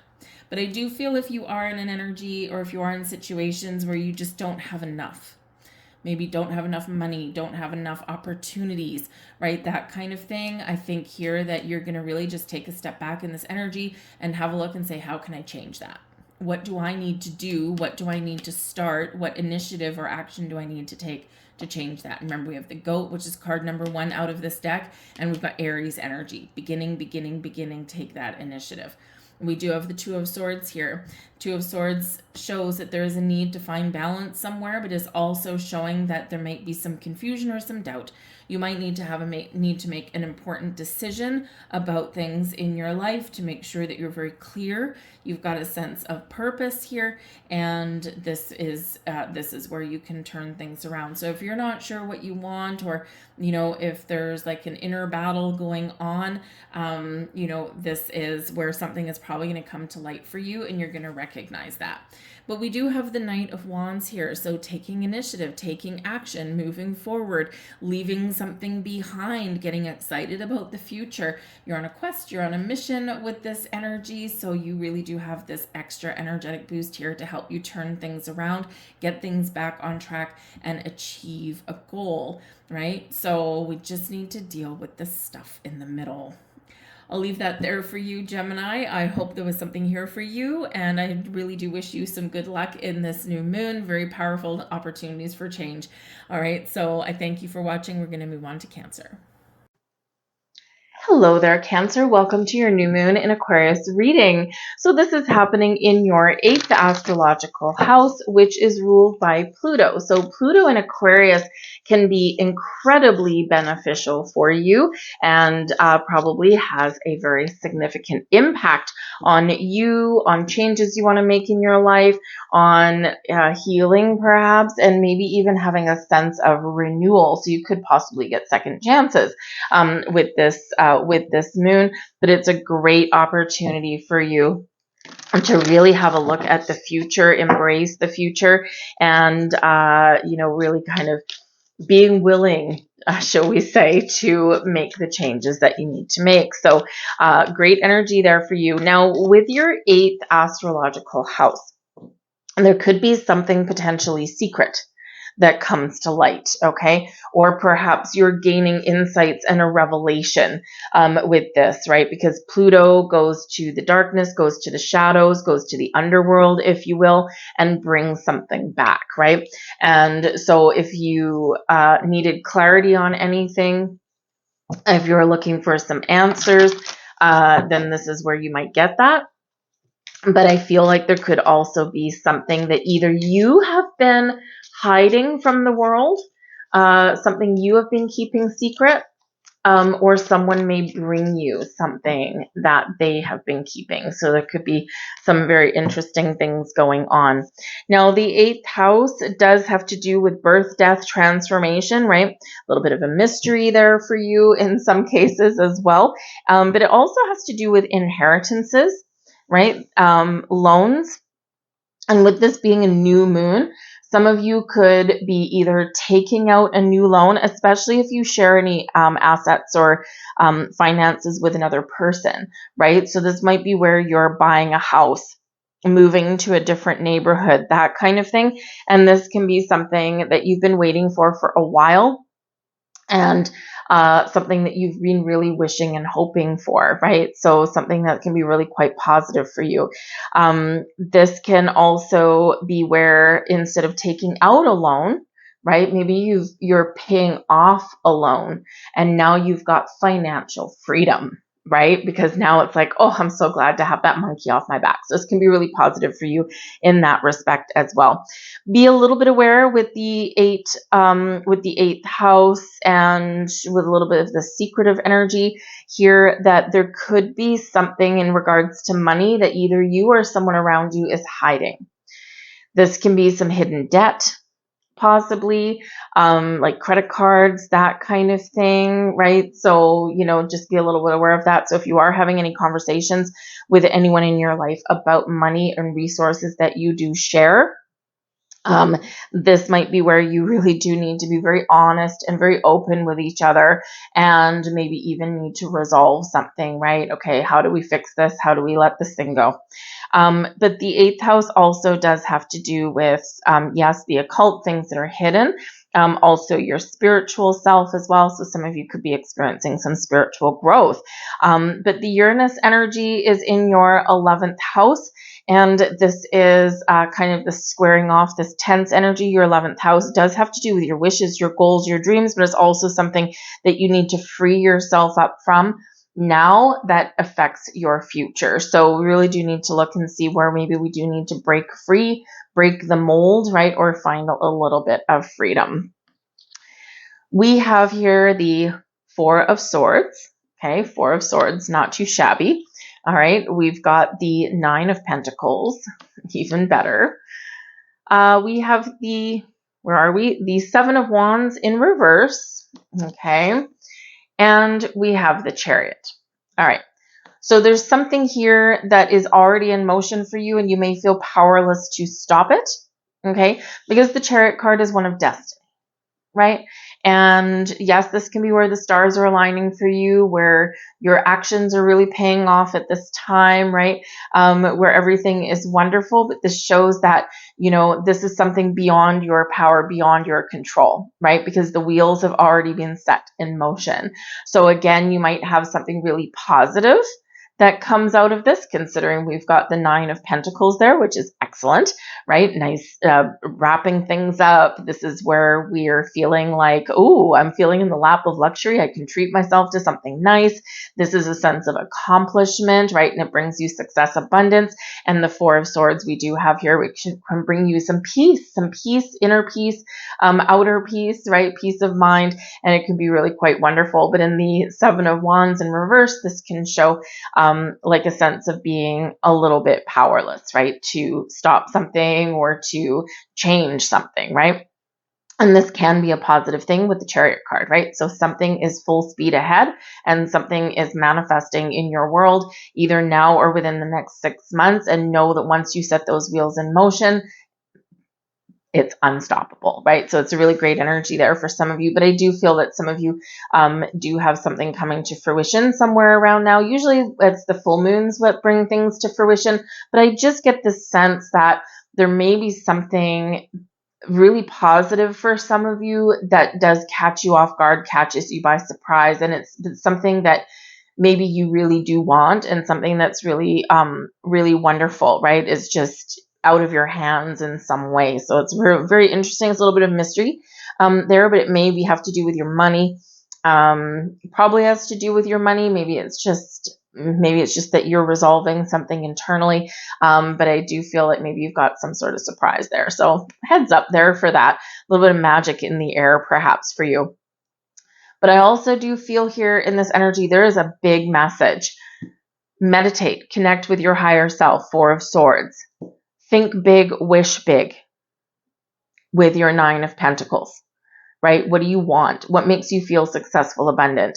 What makes you feel like you don't have to worry, peace of mind about your money, about where you live, about your resources and your finances? Then Seven of Wands reverse, let it go, right?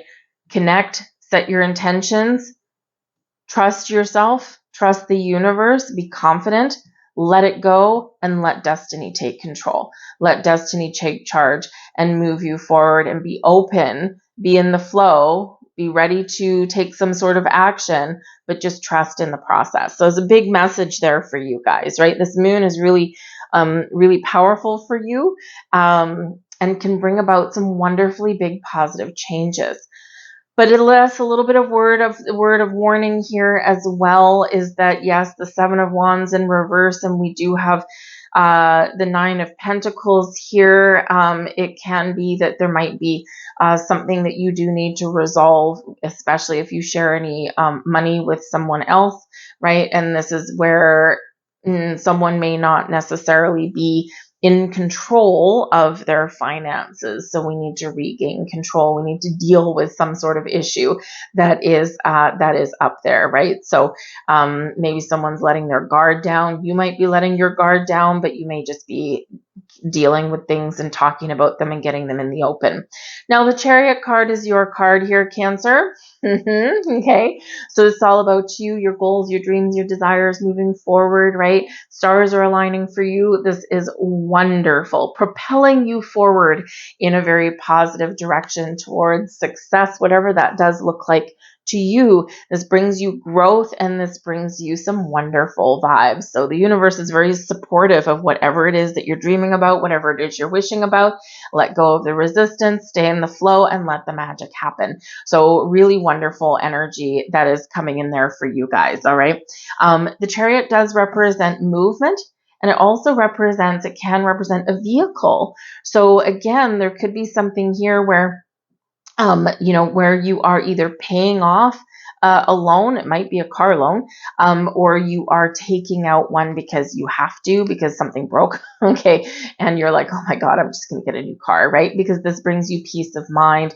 You may have the resources to get that done for yourself there, even if you have to take out a loan, right? This is a big yes card with the Nine of Pentacles, all right, and so it's where you might buy a new car, but some of you could also be looking at moving where you live, right? Moving your home. So some of you could potentially maybe get a mortgage, right? That kind of thing. That can be your new loan that comes out as well.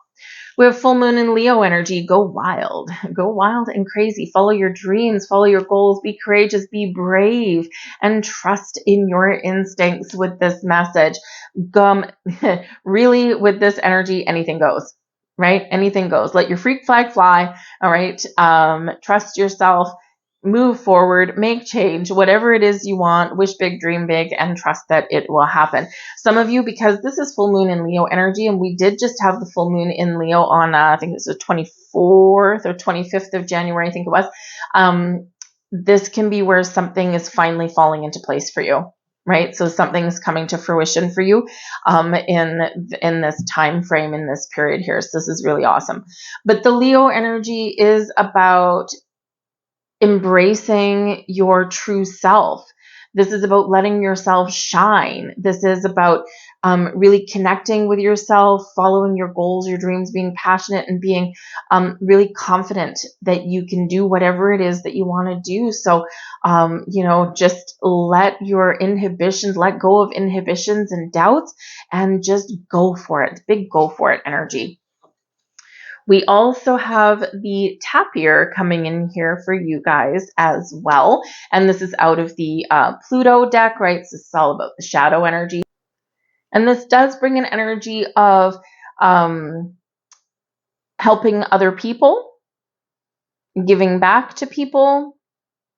It brings an energy of being selfless, so helping out others or doing something like it's a little bit of a sacrifice maybe, but in a very positive way.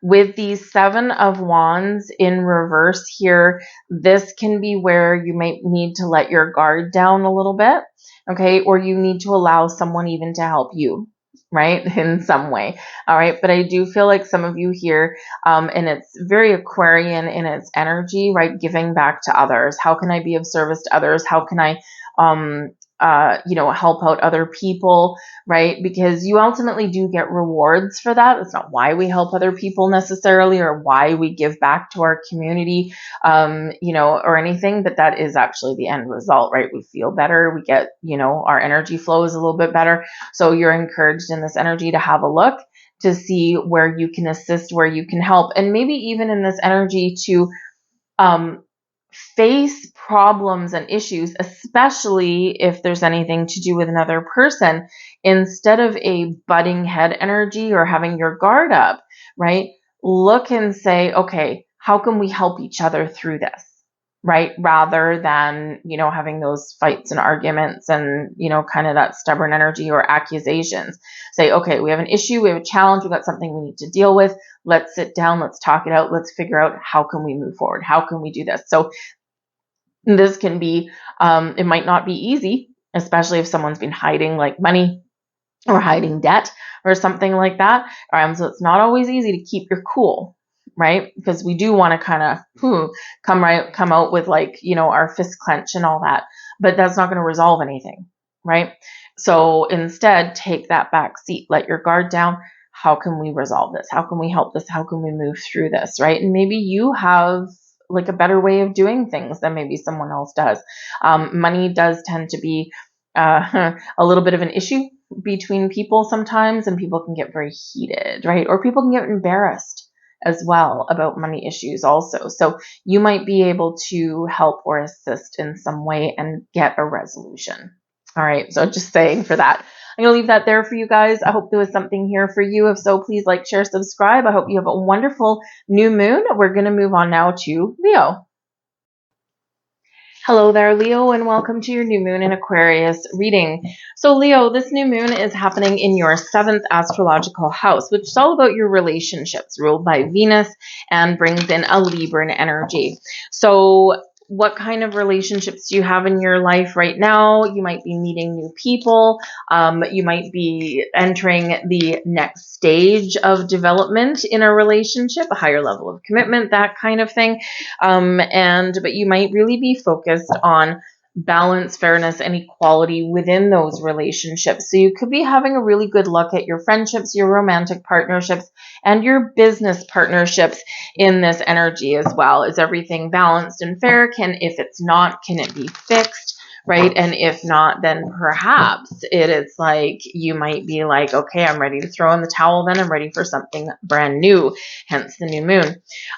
There is a little bit of an all or nothing energy that's coming in here for you guys with this new moon. It's like, I want it all, or I don't want it at all, right? So it's like a little bit of, how should we say, like a little bit, I don't want to say ultimatum because it's not quite like that. But kind of internally, it might be.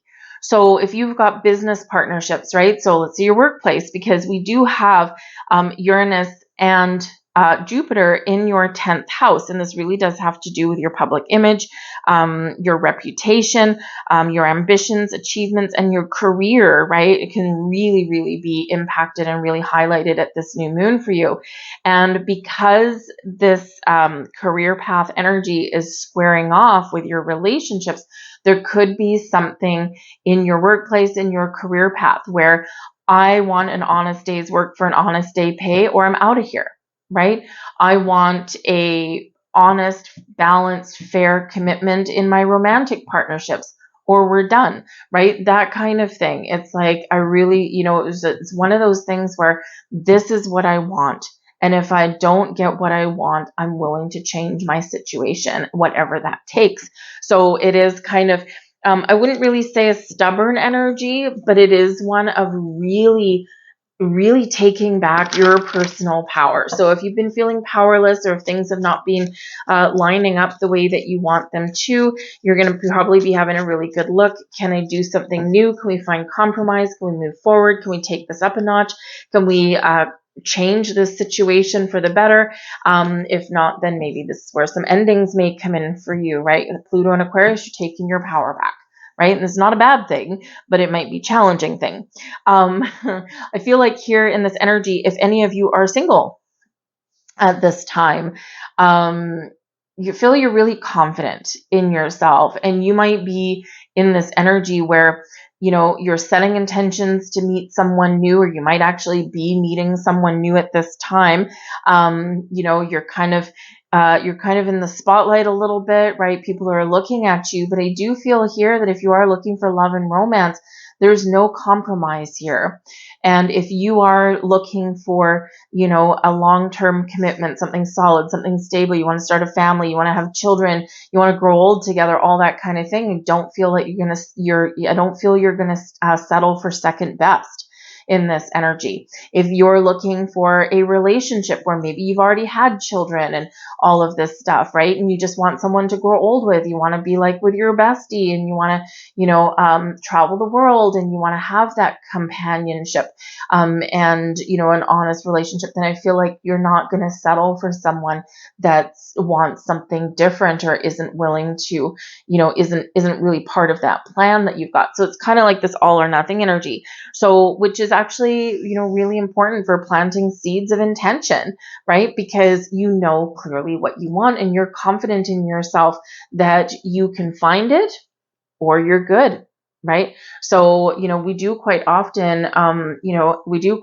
especially if we're younger, or if we do lack confidence, we do quite often compromise parts of ourselves, right? So I don't feel like you're going to do that. I feel like you are loud, you are proud, you are confident, you are bold, you're brave, you're courageous, and maybe you are a little bit stubborn in that energy, but it's probably going to serve you well. We have full moon in Aries energy. Cool your emotions. This can be very fiery for you. Okay, very fiery, very passionate for you. Okay, you know, this can be a time where, you know, you could literally go in with a bang or out with a bang, right? So just be a little bit aware of that in that energy, because we do have some very powerful forces at work behind the scenes. All right. But this can also be a reminder, okay, and just a little bit of a situational awareness, if you will, that if emotions are running high, as they quite often are in the seventh house, right, our heart, okay, our heart, our relationships, other people, right, all of those things, sometimes emotions do run a little bit high, and that can be either really good, right, or it can be slightly challenging. This is spirit reminding you here in this energy to take a step back, to take a deep breath, and then have a conversation. All right. Because there is a potential here for something to get quite passionate and quite fiery. And in those moments, those heated moments, we quite often do or say something that we might regret. So just be a little bit aware of that, especially since we do have this squaring off energy. A little bit of tension, a little bit of conflict could potentially come in there. Okay. Especially if there's something here, full moon energy, that is coming to a close.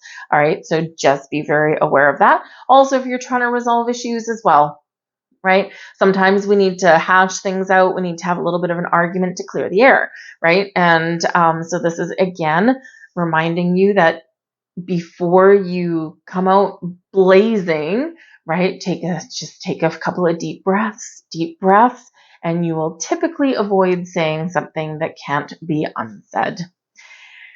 We have the world coming in here for you guys as well. So, I mean, full moon energy, which can bring about a closure, a sense of closure, completion, or an end to something, can also bring something to fruition, by the way.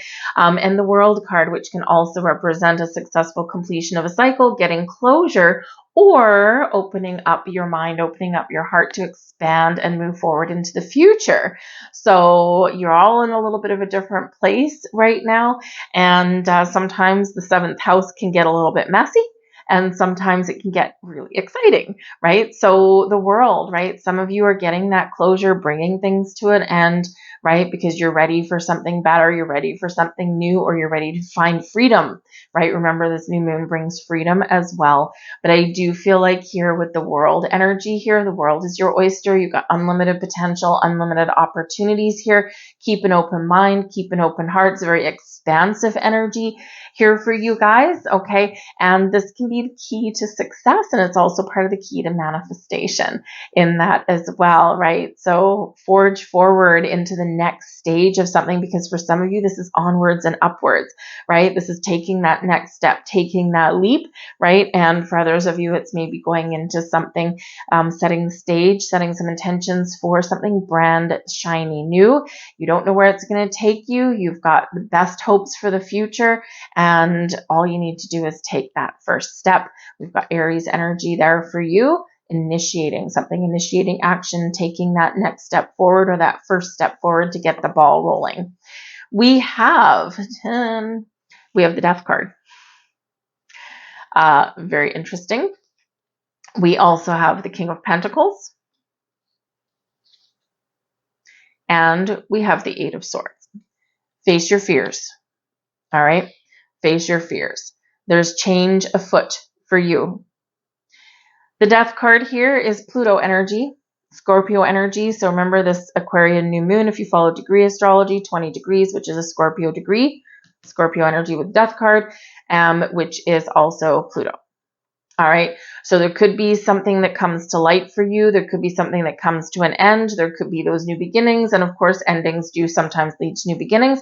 This is a time of evolution, of growth, of rebirth for you in your personal relationships, and also your business relationships, your friendships. And this can be a time when you can get what you want, or where you need to let go of some restrictive or controlling energy to spread your wings and fly and make a decision to find something better, right? Remember a little bit of this all or nothing energy. And so Pluto is helping you to change, to transform, or to bring about the evolution of something here that you really do want, that you really do desire. This could be where something catches you off guard, comes by a surprise.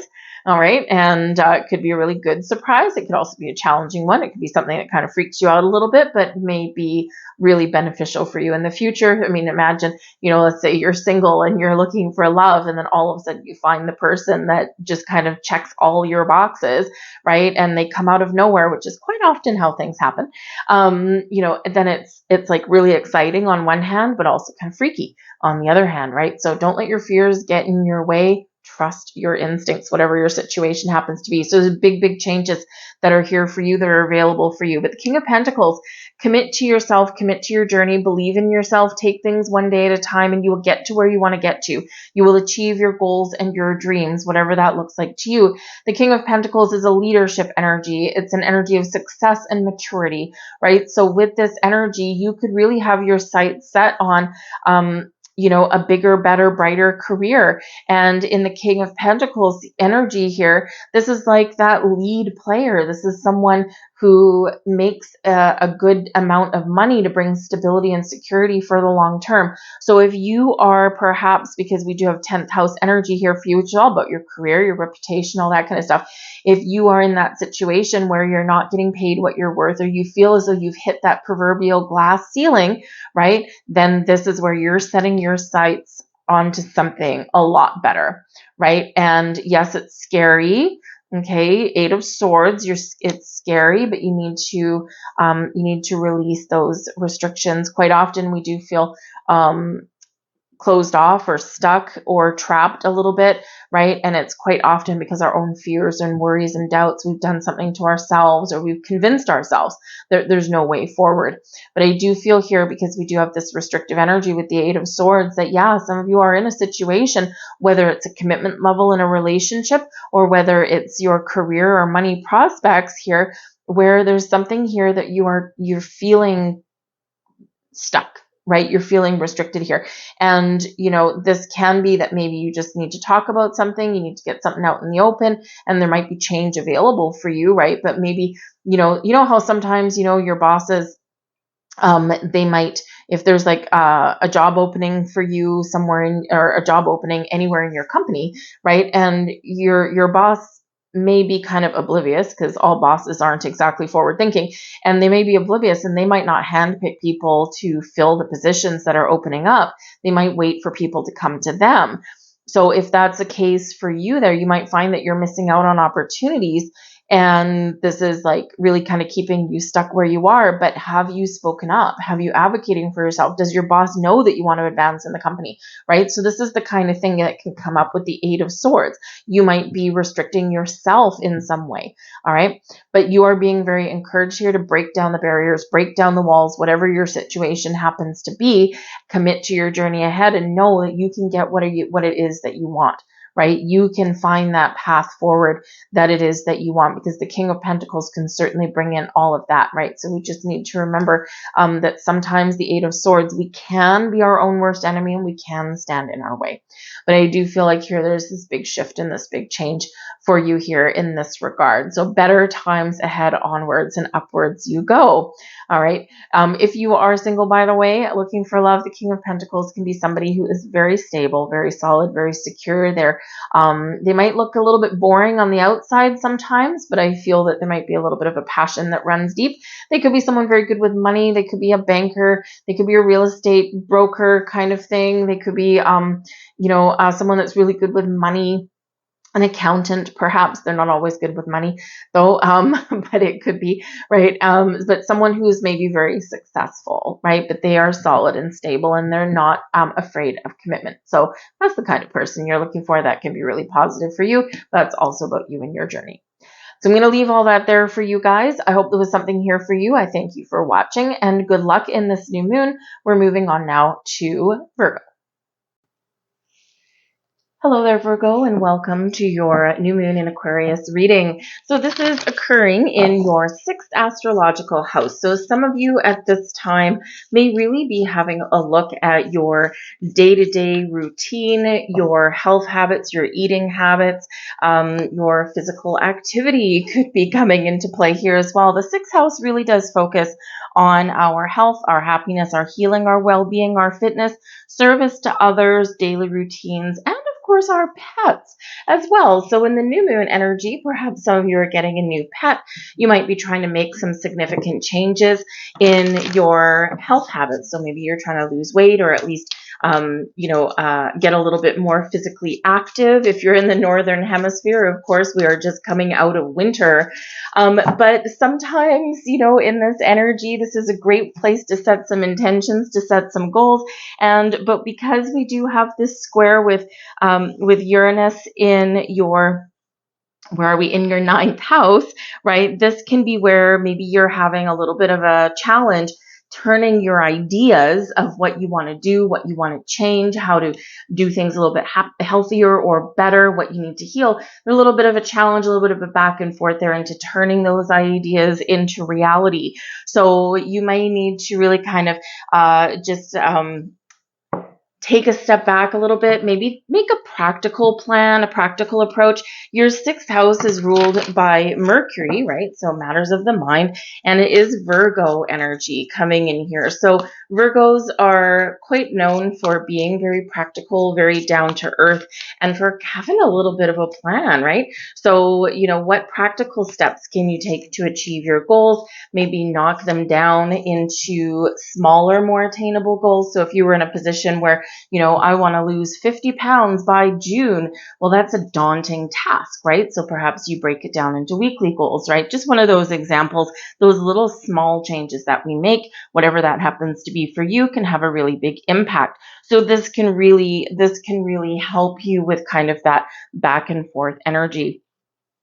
So this can be wonderful. Some of you may be getting a new pet at this time, all right? And, this can be quite helpful for you, right? Pets are known to be, very beneficial for us, right? They are known to be stress relief. I've got a dog and 2 kittens, so it's quite the adventure around here, let me tell you. And but the thing is, I take my kittens. I also take my dog every once in a while to my office, and people love it, right? It just gives a few minutes of stress relief. throughout the day just to give them a little bit of a cuddle. So you could be considering getting a new pet of some kind. Maybe it's a cat or a dog, or because we do have this square with Uranus in your ninth house, perhaps you want to break away from tradition in this energy and perhaps get something a little bit more unconventional, right? So maybe you get fish or a lizard or a snake. Anyway, I don't know why people have those, but that's me. So anyway, so you could be really kind of you could be finding new ways to break away from the traditions, right? Do something that is uniquely you. And of course, you should be very familiar with the sixth house energy where this new moon is, because this is, of course, your astrological house, right? The sixth house is Virgo energy. So this can be where you really do get a good sense of self. You really do figure out what it is you want. And again, maybe make a little bit of a practical plan. We have full moon and Scorpio energy. Breathe through the tension. So Scorpio energy is ruled by Pluto, right? And we do have this Pluto energy coming in here, bringing in change and transformation, putting in an end to things in your life so that you can do something better, you can transform, you can make positive changes and start something new. But through periods of change, it does create a little bit of tension sometimes, especially if there's anything that involves other people, and especially if maybe you're putting up some boundaries, because the sixth house does have to do with your service to others. And the Aquarian energy can bring that as well. So you might be really considering how to, help people or give back to your community or the world in general in different ways.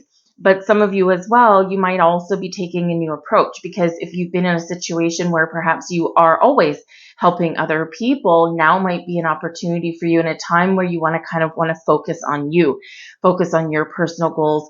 And this is where you may need to put up a little bit of boundaries and not say yes to every single little thing, and start to say no every once in a while, not to be uncooperative or unhelpful in any way, but it's just to take back a little bit of your personal power. And that is that Pluto and Aquarius energy there as well.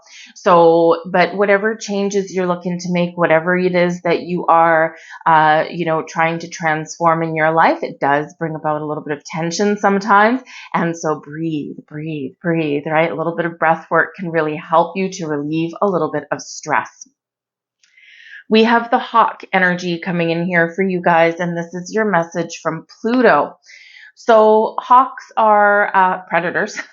I used to work in a business where we actually used hawks and eagles and falcons to do really some rodent control, actually. So, but they're really cool and they're really interesting. So this can be a little bit of a predatory energy here for you. So you're being invited to look at what is beneath the surface of something. Is someone taking advantage of you? Are they preying on you in some way, right? And it sounds kind of weird and a little bit nefarious there, but sometimes people do take advantage of us, right? They may not mean to, they may not be consciously aware of that's what they're doing, right? But there could be someone there, right? And so this is where you may feel a little bit of push and pull there, and how do I stop this, or how do I put up some boundaries without someone else really kind of going off the rails and getting mad? So, but it can represent that you may be taking advantage of. But this also can really really initiate you to embrace your prey drive, like your determination to get something. You have something in your sights, just like a hawk, right? See things from a higher perspective.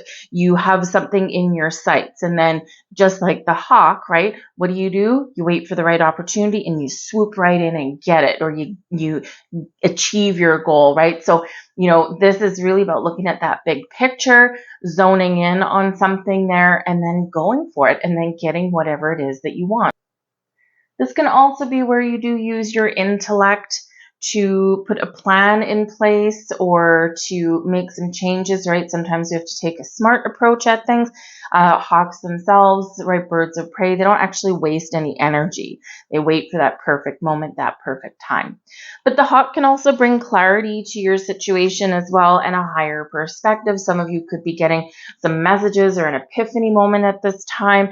This can be where you have like some sort of mental breakthrough as well, right? It's like first you're confused, you're back and forth, and then all of a sudden it's like, yes, I know it. So it can be a really big green light for you, but keep an open mind, keep an open perspective, and really zone in on what it is you're looking for. We do have the 8 of Cups coming in here for you guys. We also have the 10 of Wands. There's your boundaries that are necessary. And we've got the Ace of Cups. Love that. Something new, something from the heart, something where you're getting started. So with the 8 of Cups, there's something here where you do need to detach from. And this can be detaching emotionally. This can be detaching from a situation. This can be detaching from something that is not working for you anymore. The 10 of Wands here shows there's something that's causing stress, something that's, causing a little bit of a burden for you. You may feel like you have the weight of the world on your shoulders, a monkey on your back. And no matter what happens, no matter where you are in your life, you do keep moving forward. You do keep pursuing your goals, but there is this element of stress here. So with the 10 of Wands, it is quite often where we do have a lot of responsibilities, and sometimes we're up for the challenge. Sometimes we're like, yep, I know this is going to be hard, but I'm going to keep on going until I hit the finish line. I know there's going to be disappointments along the way, 8 of Cups, but I'm not going to let it affect me or derail me from my goals. So this can be where you are biting off a really big challenge here with this energy. But Spirit says here with the Ace of Cups, hold on a second. There's a better way, right? Take a new approach, take a different approach at something, because where this energy is right now, especially the 10 of Wands, it's too much, right? So this is where we do put up boundaries. This is where we do say no once in a while. This is where we recognize what responsibilities that we are taking that other people should be taking their own responsibility for. So you're very encouraged to have a look at that. And the Ace of Cups, how can you do something new, right? Take a fresh approach, a fresh perspective. The Ace of Cups is a wonderful card. Of course, this can represent new beginnings in love and romance, but this can also be where you are really focused on you at this time, right? And if you're feeling heavy and you're feeling down and you're feeling stressed out and you're feeling drained all the time, right? You're just in this energy in some area, right? What way can you move forward in a different manner? So this can be, again, where you do set some personal goals, and they could be small, they could be big, right? But make sure that you're not setting them at such a great height that you can't see the potential for achieving them, right? Small little things, small little changes, and small little micro goals can really add up very quickly to help you achieve your bigger goals, right? So set your intentions, because the Ace of Cups is exactly what we want to see at this new moon. Happier energy. This brings in some joy, and this can also bring in a little bit of spiritual awakening here as well. And we get that a little bit with the hawk coming in here, because you could be receiving some messages, some clarity about something, right? And you may just have that big old aha moment. But the Ace of Cups can bring about peace and healing for you here as well. A fresh start, a new beginning, a better way of moving forward. So get excited. Plant the intentions, right? Set those little goals of yours. Be willing to leave something behind or say no to something that's just really not in your wheelhouse right now, right? You don't have to say yes to absolutely everything. Sometimes we feel guilty. Sometimes we feel a sense of obligation, right? And it is okay to say no. Anyone getting their nose really out of joint when you do say no, or you just put up those little boundaries that we all need to put up, right? If they're getting their nose out of joint, chances are they're the ones that are the predator, right? They are the ones taking advantage of your very good nature and your very kind nature, right? So just be aware of that, okay? But, people don't always know that they're doing it. Some do, but not everybody, right? They're used to it, right? We've trained them that way. So whatever your situation is, something new available, some new way, some new things, something to make you happy and joyful, okay? And embrace that energy. I'll leave that there for you, Virgo. I thank you for watching. Good luck in this new moon, and we're going to move on now to Libra. Hello there, Libra. Welcome to your new moon in Aquarius reading. This can be a very very pleasant new moon for you. We like that. This is happening in your 5th house. Your 5th house is where we focus on the things that bring us happiness and joy. This is the house where we express ourselves. We've got love and romance in this house. We've got a focus on our creative side, our hobbies, our interests, the things that make us feel happy, the things that bring us a little bit of pleasure and play into our lives, right? So this can be a really important new moon for you to maybe start a new project, maybe pick up a project or a hobby that you've maybe not had a lot of time for in the last little while. So this is like, no, you know what? I'm going to make some space in my life. I'm going to make sure that I put aside a little bit of time to do the things that I love. So this can be really quite wonderful for you in this energy. Some of you could be potentially getting out and meeting new people in this energy as well. So if you are single looking for love, this is a wonderful place for this new moon to happen, right? So you could be getting out there, meeting new people, connecting with different social groups perhaps here as well, right? And sometimes we need to take a very conventional approach at meeting new people, right? And sometimes it's a little bit unconventional. So it could be online or it could be, you know, face to face. Maybe you join a group of people that share your same hobbies and interests. So this can be really quite fun for you. And the 5th house is ruled by the sun, and it brings Leo energy into the mix. So whatever your situation is, sometimes we need to kind of be a little bit bold and brave, right, to get what we want or to get something started.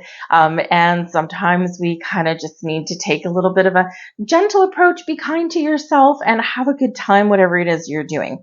Now, we do have a square to Uranus, okay, the rebellious energy, and ruler of Aquarius, right? So very important to pay attention to that energy. And this is in your 8th house, and your 8th house is ruled by Pluto. So this can be where, you know, if you've had a lot on the go, right? If you've had a lot of obligations, if you've had been run off your feet, you haven't had time to have fun, right? This can be a little bit of a challenge for you to take a different approach or to let something go, right? Pluto endings, let something go so that you can have the time, have the opportunity, make the space to start something new, whether it's something with love and romance, whether it's something with your hobbies and interests, whether it's just having a little bit more fun into your life, right? Whatever that is for you, it can be a little bit of a challenge to let something go, but you do have this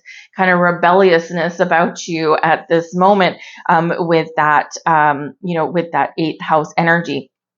So really important to have a look. What do I need to change? What is working for me right now? What is not? If you are in a situation where maybe you're having some financial struggles at this time, this might be where you are looking at, okay, how can I change my financial situation? Do I need to look for a better job?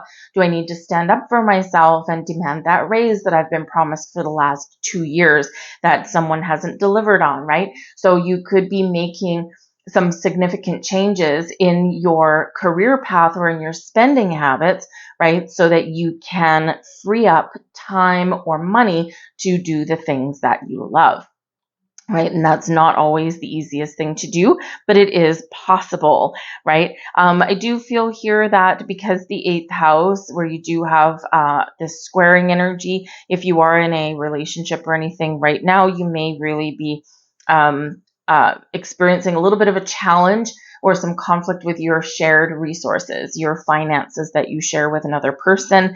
And this might be where you're really looking to restore some balance, right? Or say, okay, we got to talk about this. This is not the easiest thing, but we need to get things back on track, because sometimes, you know, one person may overspend and the other person may be very conservative with their spending, right? So Sometimes we need to embrace the courageous energy that does come in with this Leo energy of the fifth house for you, to face the music or to have those all important conversations that we need to have, because there is some significant changes that are happening here for you. And these can be really wonderful, right? Really wonderful, but they can make us a little bit nervous or a little bit uncomfortable to do, to start to transform in there, right? But this can be like where you're stepping into a lot better energy, and you're maybe finding peaceful resolutions to something, okay? But the eighth house can be the things that are hidden as well. So just be a little aware of that something previously hidden may come to light at this time. And this can really help clear the path to having a lot more fun and joy and excitement in your life. But it may be something that you have to deal with, something hidden in a relationship, something, that you're not quite aware of with your money, that kind of thing, right? But this can be a time where maybe you reveal a fantasy or something to yourself, or maybe to someone else. We have the full moon in Gemini energy. Embrace the flow of life. We love this. Gemini energy is all about the mind, all about communication. And what do we have here for you, Libra? We do have two people on that card. So this can be where you restore some balance in your life, your world, within you, and also in relationships, right? But when we embrace the flow of life, the full moon energy here is about letting something go, right? Finishing off something, seeing something to completion so that you can move forward and you can clean the slate and you can start something new or take a fresh approach at things, which is the new moon, the energy of the new moon. When we are in the flow, things get easier. We're not controlling the outcome. We're not, trying to micromanage our world or the universe. And this is where we aren't focused on one specific thing. We're more open, we're more aware, our perspective changes on things, right? And this is where things get easier. So what has been blocking you? What is challenging you? What is standing in your way? Take that step back and have a look at your surroundings, have a look at the potential, the possibilities. And this is quite often where we, really find an easier path, an easier way, or we find solutions that we didn't normally recognize because we're often just focused on the one thing, right? So when we open up, this is where our world opens up as well. So embrace the flow of life. Sometimes our life is down in the dumps, and sometimes we feel that things are so bad, we'll never crawl back out. And then sometimes we're on like this big high, right? We're on this big, wheel of life where we're on the onwards and upwards. Things are great. Things are happy. Things are wonderful. And trust, know that the ebb and the flow of life affects us all. When we're down, we never think we can get back up again. And when we're up, we never think that we'll fall back down again, right? But we need to embrace wherever we are right now, right? And when we do, we go with the flow, we roll with the punches, and this is where we do find better ways or easier ways to deal with things in our life. So very important there for you guys. We have the World card coming out here from the Pluto Oracle. So something here could be coming to fruition for you, or you could be very done with a situation, right? The World does bring a successful ending to a cycle, right? It can bring an energy of celebration, of joy. It's like I've gotten everything that I want, or I know what I want, and I'm trusting that I can achieve it, right? The World card also does bring about an energy of expansion for you, growth for you, seeing the big picture, having a look at, the possibilities of things, and knowing that you can move forward and you can grow and expand in a wonderfully positive way. But the World card in this deck is also where we do a little bit of shadow work. We go beneath the surface a little bit, right? We recognize what do I need to change in my life? Where do I need to, what do I need to let go of? What do I need to embrace that's new, right? So you go in the deep, right? You go in that shadow world, because the World card does represent like the end of a cycle, right? And before we move forward with the brand new cycle, we cleanse and we purge. What do I need to let go of? What am I holding on to? What fears and worries and doubts are preventing me from making change, right? So always very important to have a look within. The World card also has you stepping into your personal power. And we love that. Pluto, yes, Pluto brings the shadow side. Pluto does go into the depth of things, right? Really digs deep into things, into our shadow selves and into things that are hidden in our world, right? Usually as a result of that, we get clarity, we get insights, right? We can make some big decisions. But Pluto is about power, and this is about embracing your personal power, right? Stepping into things, knowing that you can accomplish whatever it is that you want to accomplish, or you can make the changes that you need to make, right? You are more powerful than quite often you may give yourself credit for. We have the King of Cups in here for you, the Lover's card, and we have the Eight of Swords. So, are some of you having a little bit of a power struggle in a relationship? Are you feeling as though there's something that you can't talk about? Because the Eight of Swords will address that first. The Eight of Swords does bring about a restrictive energy, right? And it's quite often self-imposed, right? And if we want to talk about something, we talk ourselves out of it, because sometimes there's a fear of what might be said, or a fear of what someone's reaction might be. And so what do? We convince ourselves that I don't think that I can have this conversation, right? And that doesn't help anybody. It doesn't help you. It doesn't help anyone else. So if there's someone in your life that you need to have an important conversation with, discuss something about, right? Have a look and see what is restricting you, right? What is making you feel powerless? Just like the World card, right? Where do you need to take your power back, or where do you need to have a little bit of courage, right? Your fifth house, Sun energy, Leo energy, full of passion and full of fire, but full of courage as well, right? To face the music, to make some change, to have those important conversations, or even to get yourself out there and meet new people or start something new, right? We got to dig deep sometimes for that. And with whenever the Eight of Swords comes out, this is like, okay, where is your restrictions?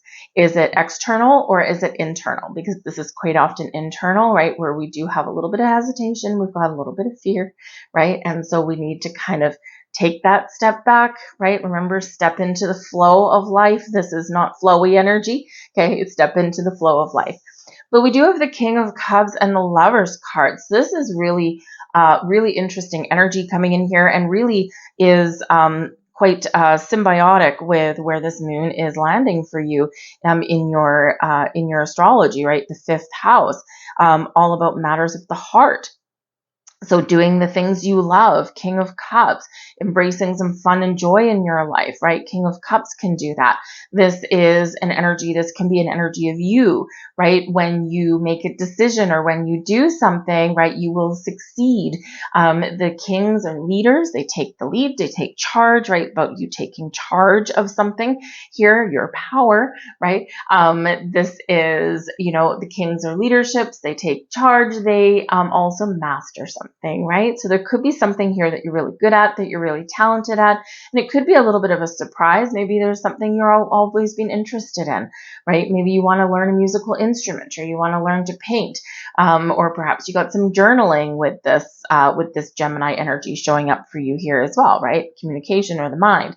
And, so this could be an opportunity for you to kind of, give something a whirl, right? And you might surprise yourself here, because you could actually end up being really talented at it. So it could be a hidden talent that comes in here at this new moon, and that you're just maybe always kind of had a deep sense of knowing, but never kind of took the chance.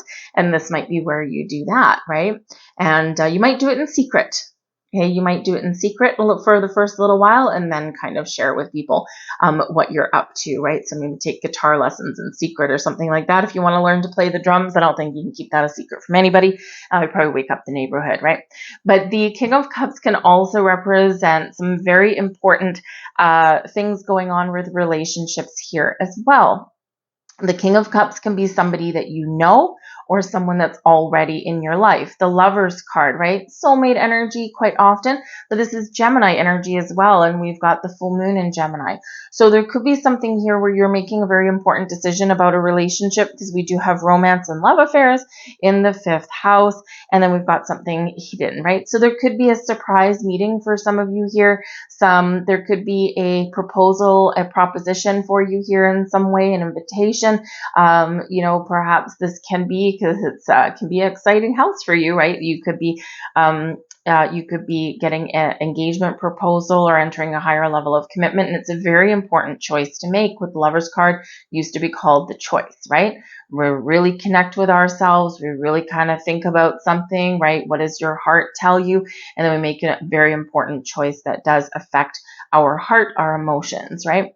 So are you going to say yes or are you going to say no? In this one here, right? This combination is a big yes. This combination is maybe, right? But I'm kind of scared, right? So, maybe something there that you need to work through.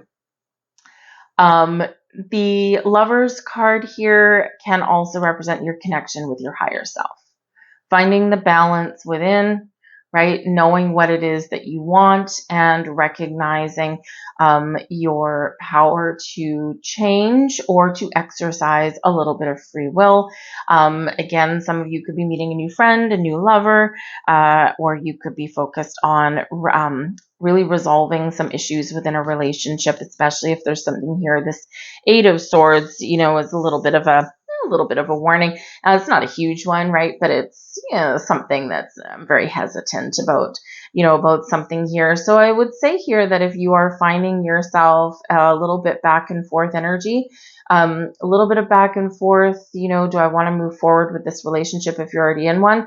Are you being restricted in any way in this relationship? Is there someone controlling, or do you kind of just feel that way, right? So what is the truth of the matter? What is the heart of the matter, right?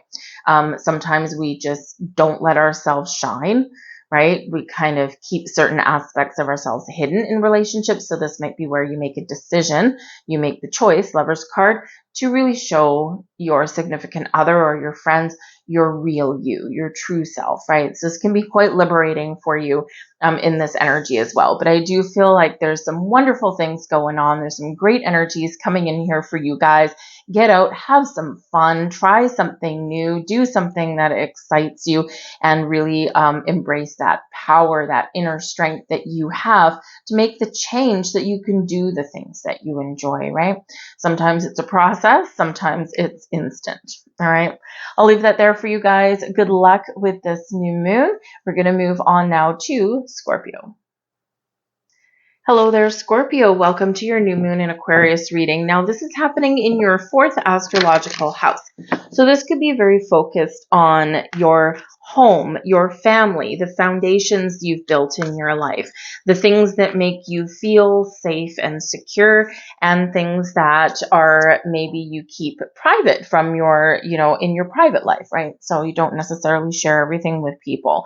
This can have some new beginnings. So perhaps some of you are buying a new home, you want to move to a new location, or you could be rearranging your home in some way. The new moon energy quite often does bring some redecorating, some reorganizing, or cleansing out some clutter, perhaps, so that you can feel like your home is new, even though there's less stuff around. And sometimes it's like, oh yeah, this is nice, right? And so it can be like very cleansing in that energy. So some of you could also be focused on your family, your children. You may have some significant changes that are going on in any of those areas, but this is very relationshipy in your energy with this as well, because we do have that square with Uranus, and that is happening in your seventh house of relationships.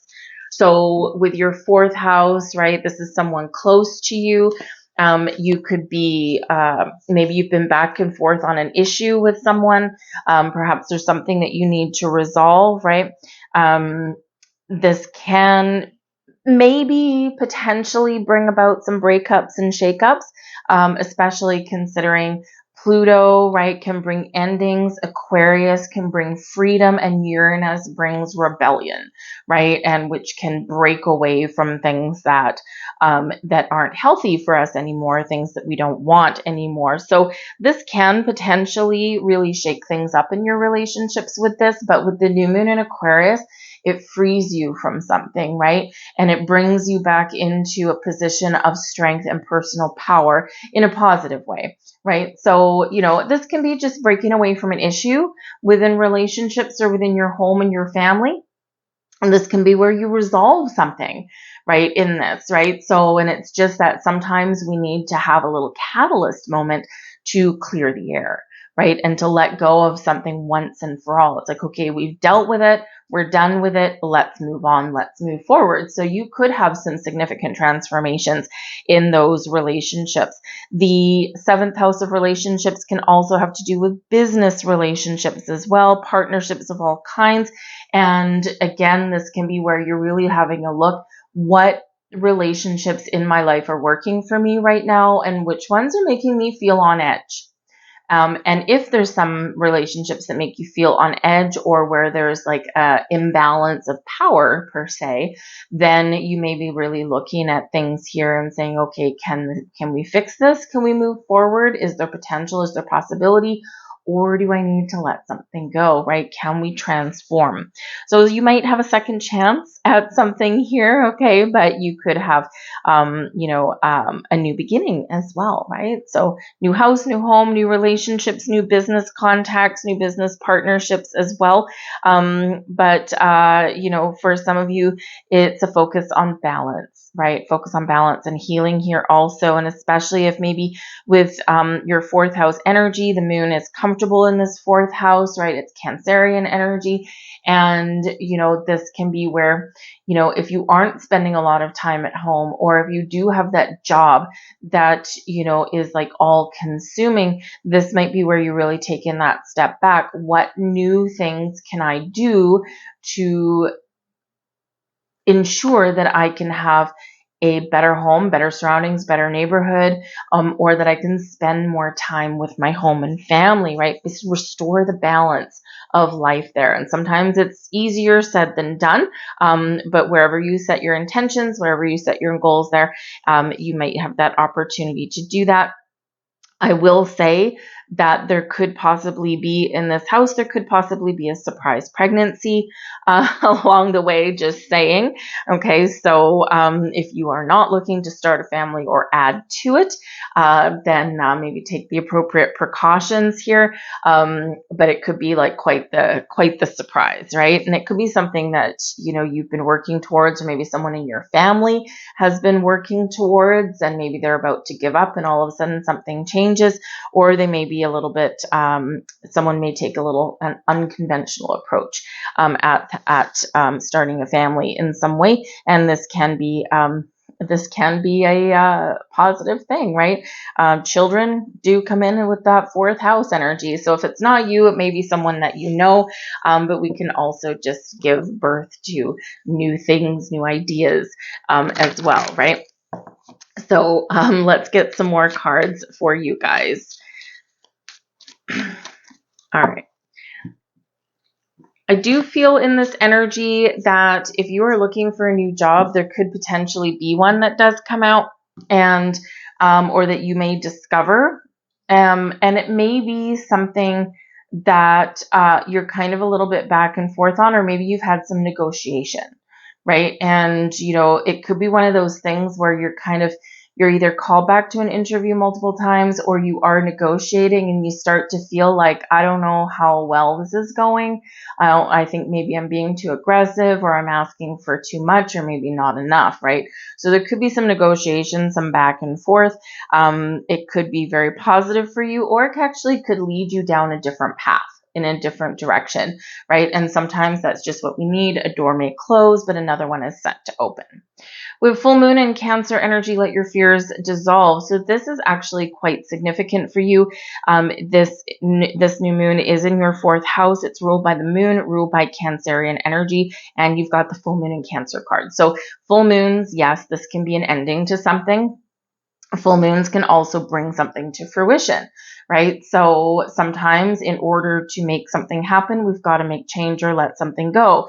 And let your fears dissolve. We're always encouraged in this energy to recognize our fears and then deal with them. Face them head on sometimes. Now, this is not the fear that you would feel when you feel like you're in danger, right? No, not that. But we're all afraid of change, or we're afraid of something new, or we're afraid of getting issues out in the open because sometimes we're afraid of the outcome. But not knowing is sometimes even worse than not facing something, right? So face your fears, let your fears dissolve. And this is important in this Cancerian energy as well, because Cancer is the crab.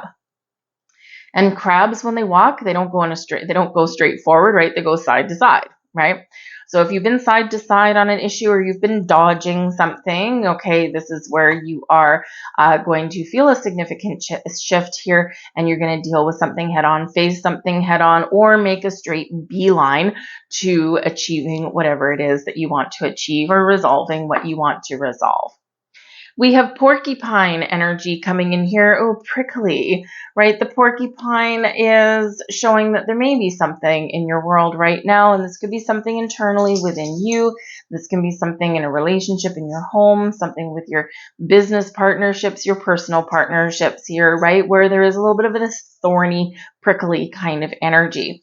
So if you've been going through a rough patch with somebody, right, this can be with this Aquarian energy, again, this fresh new way of dealing with something, a new approach at something. Or yes, we do have this resonance of this full moon energy, right, where we can make a decision to let something go. Because if something is constantly giving us pain, right, I mean, I don't know if you've ever had a dog that stuck its nose in a porcupine, but it is painful, right? Very, very painful. So this can be where you're clearing the air. And again, like we already said, clear the air once and for all and move forward and heal the wounds, right? Or this is something where if something is constantly giving you grief, giving you pain, giving you hardships, then yes, you could be looking to say, okay, I'm going to close this chapter. I'm ready for a new one.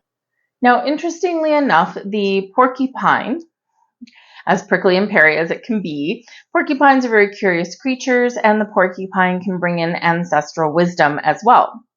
And very much related to the family. Your fourth house has to do with your ancestry. The Pluto energy can bring something to light. So yes, you could have some things that you're bringing to light within relationships, right? Whether they're business, family, or whatnot, okay, at this time. But there could also be some secrets that are revealed at this time, brand new information. Now, this can be that there's some wisdom coming into you at this time from a family member. Maybe grandma has some wonderfully poignant words of wisdom for you. This can be where you're connecting with your ancestors spiritually, and maybe they are sending you some messages and some signs at this time as well. But yes, there can also be some family secrets that come to light. This could be some medical history that maybe you were previously unaware of, so you might be digging for that. Because remember, Pluto energy, we dig, right? We dig, we go beneath the surface. So there could be something there that you weren't previously aware of, but it might be information that you need to know, right? So this is important wisdom to get, right? But there could be other family secrets that come to light there as well. And quite honestly, with the Pluto influence here, it could actually be kind of something juicy. So probably something from like, grandma or grandparents, or, a couple of generations past. It could come from that, right? So it might actually be quite interesting. And again, the porcupine brings about a little bit of curiosity. So it could be where you're kind of digging into your family tree, digging into your ancestry, and you just might find something really interesting. And because, this Aquarian energy also doesn't mind a little bit of gossip in that as well. So it could be kind of something weird. It could be, right? So anyway, sometimes, an old boss used to say to me, the more you dig, the more you find. I'm like, yeah, that's the fun part, right? So you could be having fun with digging up your family tree. We have the Queen of Wands here for you. We've got the World card, okay? And we have the Hermit. All right. So this is some heavy hitting energy coming in here for you guys, right? The Hermit is Virgo energy. The Hermit is quite often where we do go inward. We meditate. We have some introspection. We do some soul searching. This also can bring out some healing energy. So you could be searching for answers for something and you just might get it. The searching for answers could have something that is important to your healing in some way. So again, this can be something, some family medical history, or this can be something that has not being talked about for a while, but needs to come out in the open so that you can deal with it, you can heal it, and you can move forward, right? Put an end to it, and then take the next steps forward. So that whether this is just some healing within you, whether it's with partnerships, romantic relationships, family, whatever it happens to be, there is this possibility of healing and dealing and letting go. The Hermit does bring about a spiritual energy here as well. So again, you could be getting some spiritual wisdom in here also, or you're really figuring out a clear sense of direction. Now, I have to say here, there is two cards that do tend to be very independent and solitary. The Queen of Wands, very independent energy a lot of the time, and the Hermit tends to be a very solitary energy, and we do have the World. So I feel here that if you have been going back and forth as to whether you want to move forward with a relationship, whether it's romantic, whether it's a family relationship, we do sometimes break up with our family, or whether it's like a business relationship, right? Like a job, right? There could very well be an ending in here. For some of you, you're going to go your own way, exercise your independence with the Queen of Wands and very solitary, single kind of energy here in the Hermit. So, so if that's going, and then of course the World can bring about an ending. It can bring about closure as well. We've got the full moon energy bringing about ending. And then of course we have Pluto, right? Uranus, freedom, rebellion, and endings could possibly come in. So if that's the case for you, know that there is healing energy coming in here to really assist you and help you, right? It's like, yes, there might be an ending. It's your decision to make. Right? And you're going to do it after some soul searching, most likely, if you haven't already done that. And then you are on a healing path, on a healing journey. And the energy is very supportive of that. This could be where you might get some ancestral wisdom. So maybe, a family member brings in some words of, really good words of advice that can either help you make a decision or can bring in some words of comfort, right? After a difficult time. But the Queen of Wands here is all about being confident, right? Being passionate about what you do or about what you want.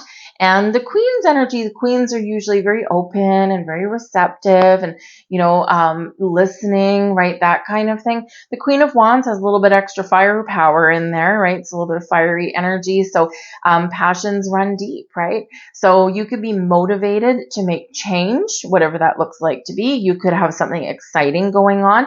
With the World card, this can be a very successful end of a cycle for you. It's cause for celebration. It brings in success and abundance and joy, right? And it also brings opportunities to move forward and to expand and to grow in some way. So with the World card here, you're ready to step forward into the next stage, the next cycle of your journey, whatever that happens to look like. The World card does bring in expansion and growth, but it also brings in your path forward to something new. But before we have the new, we got to make way for it, right? We've got to put something to end. So I do feel that some of you are perhaps really excited about moving to a new home, moving to a new job, or you're looking out into the future. You're figuring out what it is you want, what's going to make you happy, what are you passionate about, or what makes you feel alive. And you are ready for some change here in this energy, right? So new job, new house, maybe new relationships, or just a better way of dealing with things or doing things, right? The World card can bring closure to things as well. So again, if there's been some issues that have been lingering and that we, haven't quite dealt with, arguments that keep coming up over and over and over again, right? Now is the time to really finalize those things, get them under wraps, get that closure, and then say goodbye to them, right? We're healing, we're releasing, we're letting go in those things. And what happens with that? It restores some balance, and it actually really does show a better future laying ahead, right? And think about those relationships that we do have with people where we do have those little nagging arguments that come up over and over. And this can be where it's like, we need to resolve this once and for all because I'm tired of talking about it. And clearly this is still bothering you, right? That kind of thing. So we need to get this out in the open and we need to figure out, can we get past this? Can we really leave it in the past so that we can start a fresh slate moving forward, right? So there could be a little bit of an impasse there for some of you. It's like we deal with it now, or we need to make some bigger decisions here for you, for somebody, right? But we do have the healing energy with the Hermit also, okay? So we do have starts and stops. We do have some success coming in here. We do have some exciting things coming in here, especially if any of you are moving to a new situation, right? But yes, we can also have endings. But if the ending is freeing though, right? It's one that is good for you, right? Even, yes, all endings do bring about sadness or pain or discomfort, right? But ultimately, it does put you on the path to a better way forward, a better direction, right? So out with the old, in with the new for some of you there in that energy. I'm going to leave that there for you guys. I hope there was something here for you. Good luck in this new moon. We're going to move on now to Sagittarius. Hello there, Sagittarius. Welcome to your new moon in Aquarius reading. This is happening in your third astrological house. Now, the third house does bring along a little bit of a mixed bag of energies and items that we're focusing on or that we're dealing with. This is ruled by Mercury, right? We've got Gemini energy here. It's all about your communication, your thoughts, your devices, so your electronics are in here. Your community, as well as also where you live, like the neighborhood where you live, your social life as well, and also your perception, how we see things. So you could be having some new insights here on some things. You could be seeing some things in a new way. You might be finding new ways of communicating. You may even be, there could be some neighborhood gossip, okay, just saying. But you could also be looking at the neighborhood where you live and saying, no, you know what? I think we need to move to a better neighborhood, somewhere closer to school, closer to work, or something that's just a little bit safer, that kind of thing. So you could be setting your sights on moving where you live in some way. You could, in this energy, also have some new people that move into your neighborhood. That might be quite interesting. And again, there's probably a little bit of chatter around that. So a little bit of a chattery energy may come in here for you guys, all right? But the third house, yes, we can also have, because we do have this square with Uranus, and this Uranus energy is happening in your sixth house. Also, by the way, ruled by Mercury. So Mercury is like really the star of the show for you for this moon. So we could possibly have some discussion, some negotiation, some back and forth. You could also have a big difference of ideas with somebody. Right? Yes, you can have an argument with someone in this energy, because the square energy, the squaring off energy, is like kind of going toe to toe. It does bring about a little bit of conflict. So this can be with someone in your neighborhood, right? Maybe you have an argument with a neighbor. Maybe they do something stupid, or maybe they're just being really loud. This can be something with your social group, right? Some sort of well, maybe exciting, I don't know, but some sort of issues in there. Okay, maybe some people aren't playing nice in the sandbox, or perhaps there is like, some, I don't know, some maybe not so well-intentioned gossip that might come around there, right? Because again, we've got this conflict energy. So you could be really making a really important decision at this time. Is the people that I associate with, is this a good, healthy partnerships, right? Is it, good for me? Am I still feeling connected with these people? Do I need to find new people, right? That kind of thing can be going on. But just be very aware of the potential for some communication issues at this time. But your third house, you could really be having a look at, you might have some, how do I want to say this? You might have some ideas about how to make some improvements in your life. Because where we have the squaring off energy is in your sixth house, ruled by Mercury, right? It's Virgo energy coming in here. But it's all about your health, your happiness, your well-being, in your physical body, your emotional body, your spiritual body here as well. And your sixth house has to do with your daily routines, with your fitness, right? And also your service to others and your helpfulness to others. So there could be a potential here if you are wanting to make some personal changes in your life. You've got these big ideas. You're maybe talking with someone about it, or maybe you're just talking internally, but you may feel as though something's getting in the way. something is creating an obstacle to doing what you want or turning your ideas into reality here. So, if you are always putting yourself out there for other people, putting other people first, they might get a little bit ornery if you all of a sudden put yourself first. Right.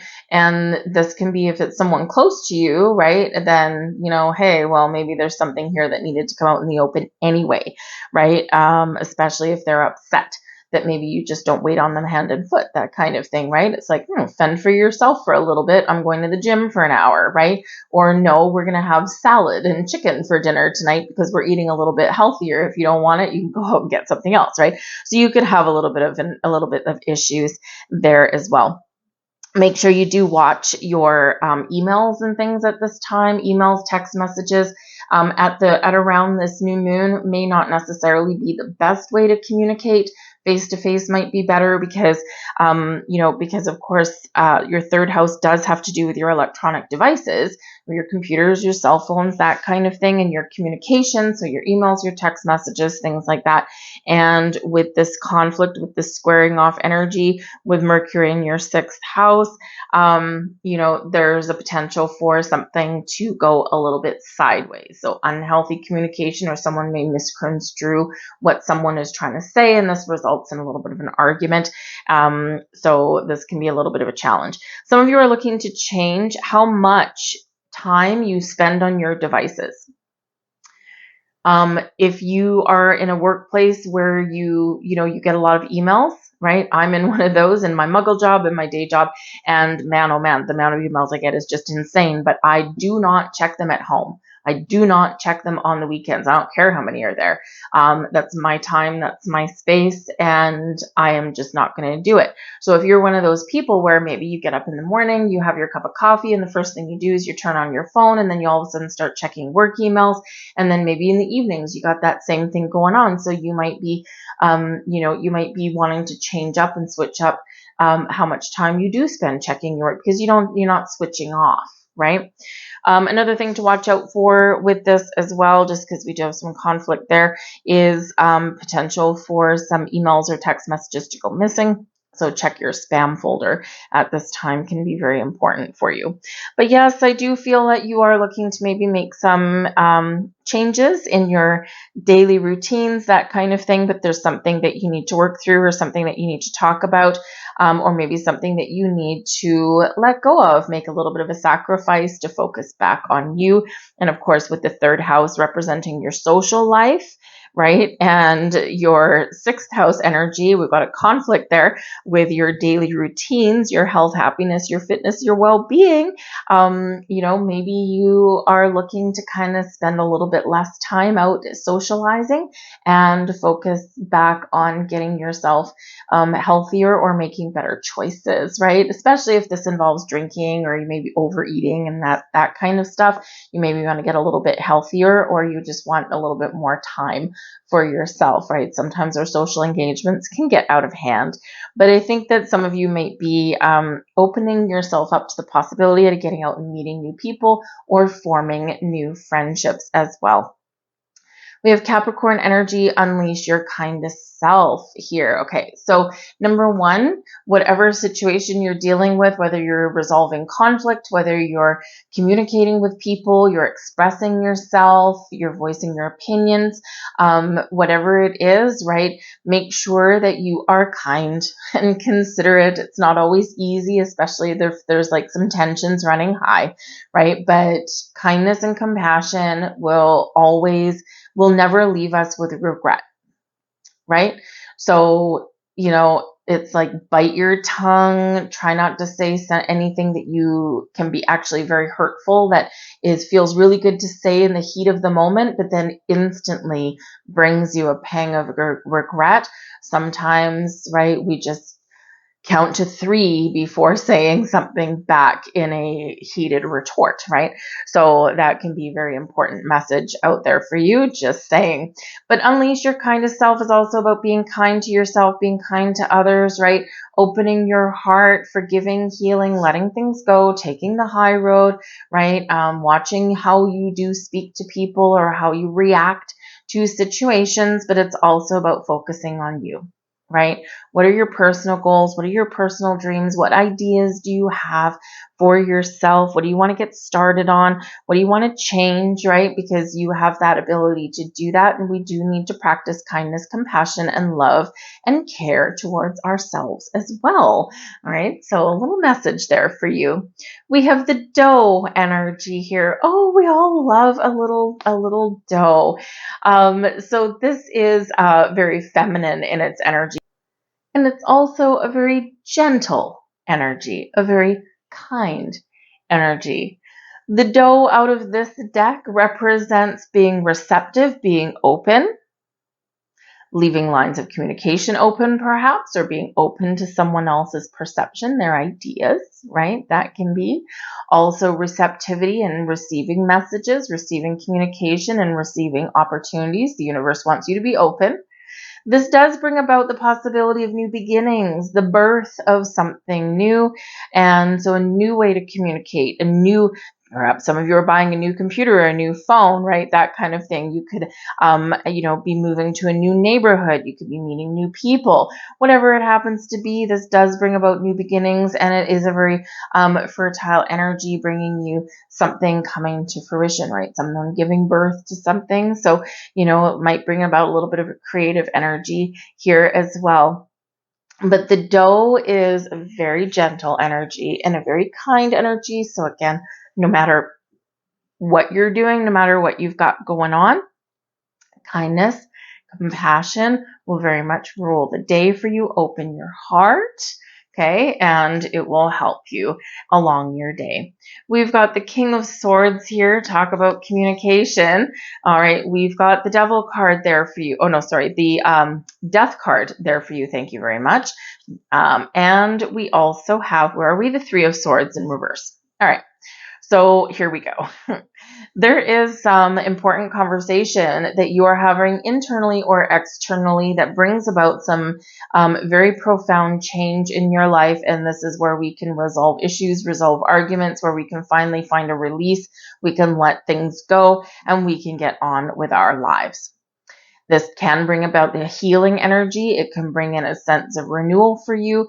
And it can also, again, bring about some changes in how you do move forward, right? The Three of Swords in reverse can show that there's been some pain, some heartache, some hurts that maybe have been lingering for a while. And this is that big release of things, right? Because really the Death card here is ruling the day for you. And this is helping you. If something's not working, we're putting an end to it. If something isn't going your way, we're changing how we deal with it, right? If you are needing to make some very important decisions, this is giving you that energetic boost that you might need, a little bit of a universal helping hand for you to make the right choices, make the right changes for you. I feel that some of you are getting some very significant spiritual downloads at this time as well. Very communicative energy, right? The swords, air energy, right? So something very quick may happen for you here in this energy, but the swords is all about communication, your mind, your thoughts, your thinking, your words, right? And your decisions, your logic, right? All of this stuff is here for you here in this energy. So very, very, very communicative. With the King of Swords here, yes, you might have a very important conversation with somebody, but this is also where you're making decisions. The King of Swords always gets clarity, a sense of purpose, and is very, very decisive, right? So you might need to make a decision. Write down your intentions. That can really help you in that setting those intentions and really having an impact. Even speak your intentions out loud. When we speak something out loud, we're putting it out there in the universe, and it has power, right? So speaking of your power, the Death card here, where are you giving your power away? Time to give your power back, right? And break away and break free from anything that is taking away your power, whether it's thoughts, whether it's people, whether it's situations, whatever it happens to be, okay? We do have some wonderful opportunities for change here for you, but it could make you feel uncomfortable, and they're not always easy. But once you make a decision, go for it, right? Whatever that is for you.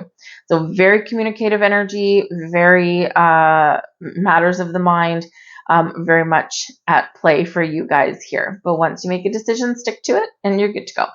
I'll leave that there for you guys. Good luck in this new moon, and we're going to move on to Capricorn.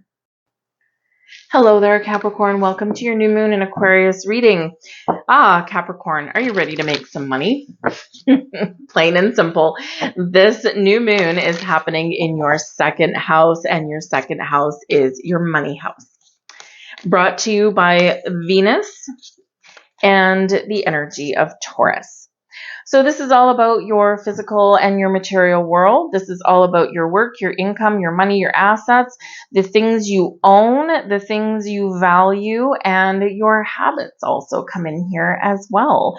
So some of you could be getting some money at this time, right? You could be getting that bonus, that raise. You could find there's doors to opportunities opening for you at this time for a promotion or a brand new job, right? Or perhaps to take the lead on something here, and something that puts you in the spotlight and really shows people what you're made of, but something that could lead you down the garden path of making more money and having more stability and security in your future. Some of you could possibly be spending some money at this time, okay, with the second house, but in this Aquarian energy that we've got going on, it could be something that can really help you in your life and make some positive impact. So, maybe you need, maybe you need a better car to get to work faster, or, especially if you're like on transit or something right now, and now you're like, nope, this isn't working for me anymore. I think I need to invest in a car, and maybe now you have the money to do that. So this can actually bring you some rewards if you spend some money in that way, right? Some of you could be buying a house. But some of you are also looking to simplify your life in this energy as well, right? Because this does have to do with your habits, and specifically spending habits, right? So are you wasting money? Some of you are looking at, how do I make my money work for me rather than me working as hard for my money? So part of that could be, where am I wasting things? Where am I wasting money? Where am I bleeding money? Do I have subscriptions that I'm not aware of, right? Daily subscriptions or monthly subscriptions, right? So how many subscription services are you signed up for? Is there any that you forgot about, right? So you could be doing some sort of forensic audit with your bank account right now, right? Because you could have some hidden funds in there, because the energy of Pluto can bring something out that's hidden. So this can be very exciting for you guys, whether you are spending some money or making some money. It's all really on the up and up and quite positive. But I think here that, if you set your intentions to bring more prosperity in your life in some way, then this can really set the stage for a lot of great success for you over the next 6 months. So awesome energy here for you. Now we do have a square with Uranus, and this is happening in your 5th house. Your 5th house is filled with fun and excitement, and the things that bring you happiness and joy and pleasure, your hobbies, your interests, your playtime, right? Your pleasurable time. So it can be here that you might have some money goals, some career goals, some financial goals here. And this is so that you can have some more fun, or you can afford the finer things in life that do give you pleasure and joy.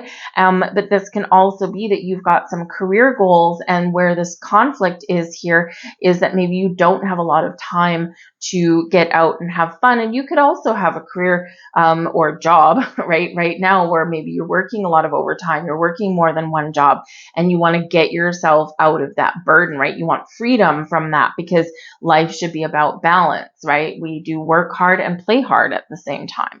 So you could have a little bit of back and forth there. How do I get that? How do I achieve that? Some of you might need to put up some boundaries, especially if you're working overtime in the form of volunteer hours, right? A salaried employee, as does sometimes happen.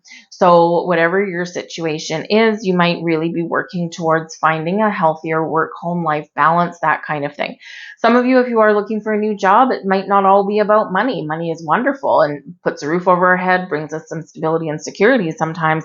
But if we don't love what we do, or if we hate our job, right, you could be sitting there thinking, okay, how do I find a job that I like, or a company that I like, maybe even something that makes me happy, but also make money at the same time. So you could be making some important decisions and willing to make some important changes around that. We have Virgo energy, new moon energy, trust all will be well. So, new moon energy, new beginnings, new ideas, new intentions, new opportunities, doors opening for you, maybe even something new happening in your life right now. Wonderful energy. But trust all will be well. This is about setting intentions, right? This is about setting intentions, putting your energy out there to the universe, making some moves, perhaps even, and then being in the flow. Just trust in your ability to make the right decisions, trust in your changes that you're making, trust that your intentions and your manifestations are heard by the universe. And then the universe is like, no problem, I got your back, Jack, but I need you to be open and receptive, and I need you to be willing to take initiative and action when I do show you that open door, right? But trust all will be well. When we do that, we go in the flow, we can deal with issues and challenges in our life a little bit easier because we're trusting that things are going to work out for the best, even if it's different than what we had originally thought that it was going to be, right? And it just makes our lives a little bit more resistance free, okay? Very important message for you guys. We have porcupine energy coming out here for you guys. So number one, porcupines are very curious, right? So there might be something where you are very curious about something, right? You're starting to ask some questions, you're starting to unravel some threads, or you're starting to investigate something here in this energy. How can I make more money? What does this job look like? Maybe you're starting to put the feelers out there to find a better career path, right? And so, your curiosity may just get the better of you, and you might just be starting to ask some questions or taking initiative to find something new. So a little bit of curiosity is not a bad thing. The porcupines are also very sharp, okay, as well. And so you could possibly have a little bit of prickly pear energy going on here, maybe a little bit temporary, right? But if you're in a job that you hate and it's just causing you a lot of grief or angst, pain, right? A little stabby energy there with the porcupine, then this is where you may be really looking for something better, something that's more fulfilling for you, or at least something that's more pleasant to deal with. But the porcupine brings along wisdom as well, and quite often ancestral wisdom. So you could be getting some really important advice from a family member or from somebody a little bit older than you with this energy. They might bring you some information. They might bring you some words of wisdom, and it's something that you can take to the bank, right? So if you are really dealing with your finances right now, how can I make more money, or how can I, where can I put my money, invest my money so that I do get a better return on investment, but I don't risk losing it all, that kind of thing. You could be seeking out like an advisor of some kind, like a financial advisor, something, but someone with experience, I feel, in this energy, probably not just some young whippersnapper fresh out of university or something. It's probably someone who is well established and someone who has a really good reputation, right? And not someone just starting out in the world, because I do feel that there is this need here to make sure that you are, you are maybe willing to take a little bit of a risk with your money, but you also don't want to lose your nest egg here as well. So a little bit of stability might be better for you. And, you might just feel more comfortable with someone who is maybe a little bit more of an old soul energy, right? That just might be where, where you might find your bread is buttered in that. Okay. So, but whatever your situation is, someone could be giving you some pearls of wisdom, and some advice. And I feel you'll follow it there with that porcupine energy. We have the Three of Cups. Well, we like that. That is for sure. We have the Two of Cups, and we have the Seven of Cups in reverse. So procrastinate no more. This is your opportunity here to turn your vision, your goals, your dreams into reality, to get clear on what it is you want or what direction that you want to head in. And you are making an important decision, an important choice, because normally the Seven of Cups, we do have fantasies, we do have daydreams, we have a lot of options, but we quite often are also confused and a little bit we have a little bit of procrastination going on, right? Because we've got a little bit of fear sometimes with this one. So fear of making the wrong choice, fear of trying something new, right? What if I try this and it fails? What if I make change and I fall on my face, right? This kind of thing. But when we've got that Seven of Cups in the reverse there, this is letting that all go. This is like, nope, I'm making my choice and I'm trusting, right? Trust all will be well. I'm putting my fears aside and I'm going to make some change, right? And so this is a great energy for you, right? We're really kind of getting the ball rolling and getting things going. But we do have the Three of Cups and the Two of Cups. Now the message here is clear. Some of you may have something to celebrate somewhere around this new moon. Or at least in the next 6 months, right? Because the new moon energy takes 6 months to play out, culminating in a full moon in Aquarius 6 months from now. And so this can be where your message here is, you need to keep a positive attitude. You need to keep an optimistic mindset. The perfect job, the perfect partnership, the perfect opportunity is out there for you. You have an opportunity to make some wonderful changes or to get something back on track. We've got that Two of Cups there, right? Balance and harmony, right? This great symbiotic kind of energy there. So perfection, right? So keep an open mind, keep positive, and stay receptive and open. All right. Trust yourself to make the right decisions and right choices. Now, there might be people out there that can help you as well with the Three of Cups. It's a very social energy. And so this is about, your friends, your business colleagues, right? That kind of thing. There could be some helpful, supportive people out there. You're also being encouraged to get out there and network, right? Meet new people, go to trade shows, go to job fairs, all of that kind of stuff, because through the power of people, right, you could find that perfect opportunity that you've been looking for. But I do feel some of you do have something to celebrate, because the Three of Cups does bring good news, the kind of news where, hey, I found this perfect thing, right? The Two of Cups, right? Perfect partnership, job, something that's going to make you happy. This is also where you restore balance in your life, and this can be where your focus is, right? I want more balance between work and home so that I can go out there, Three of Cups, and have fun with my friends and do things that is exciting for you. So this can really be where you need to make some change or put up some boundaries here and that, and trust in your ability to do that, right? So we got some great things opening up for you, great doors opening up for you, opportunities opening up for you, optimistic energy, and hopefully for you something to celebrate as well. I'm going to leave that there for you, Capricorn. I hope there was something here for you. Good luck in this new moon, and I will see you guys later. Bye.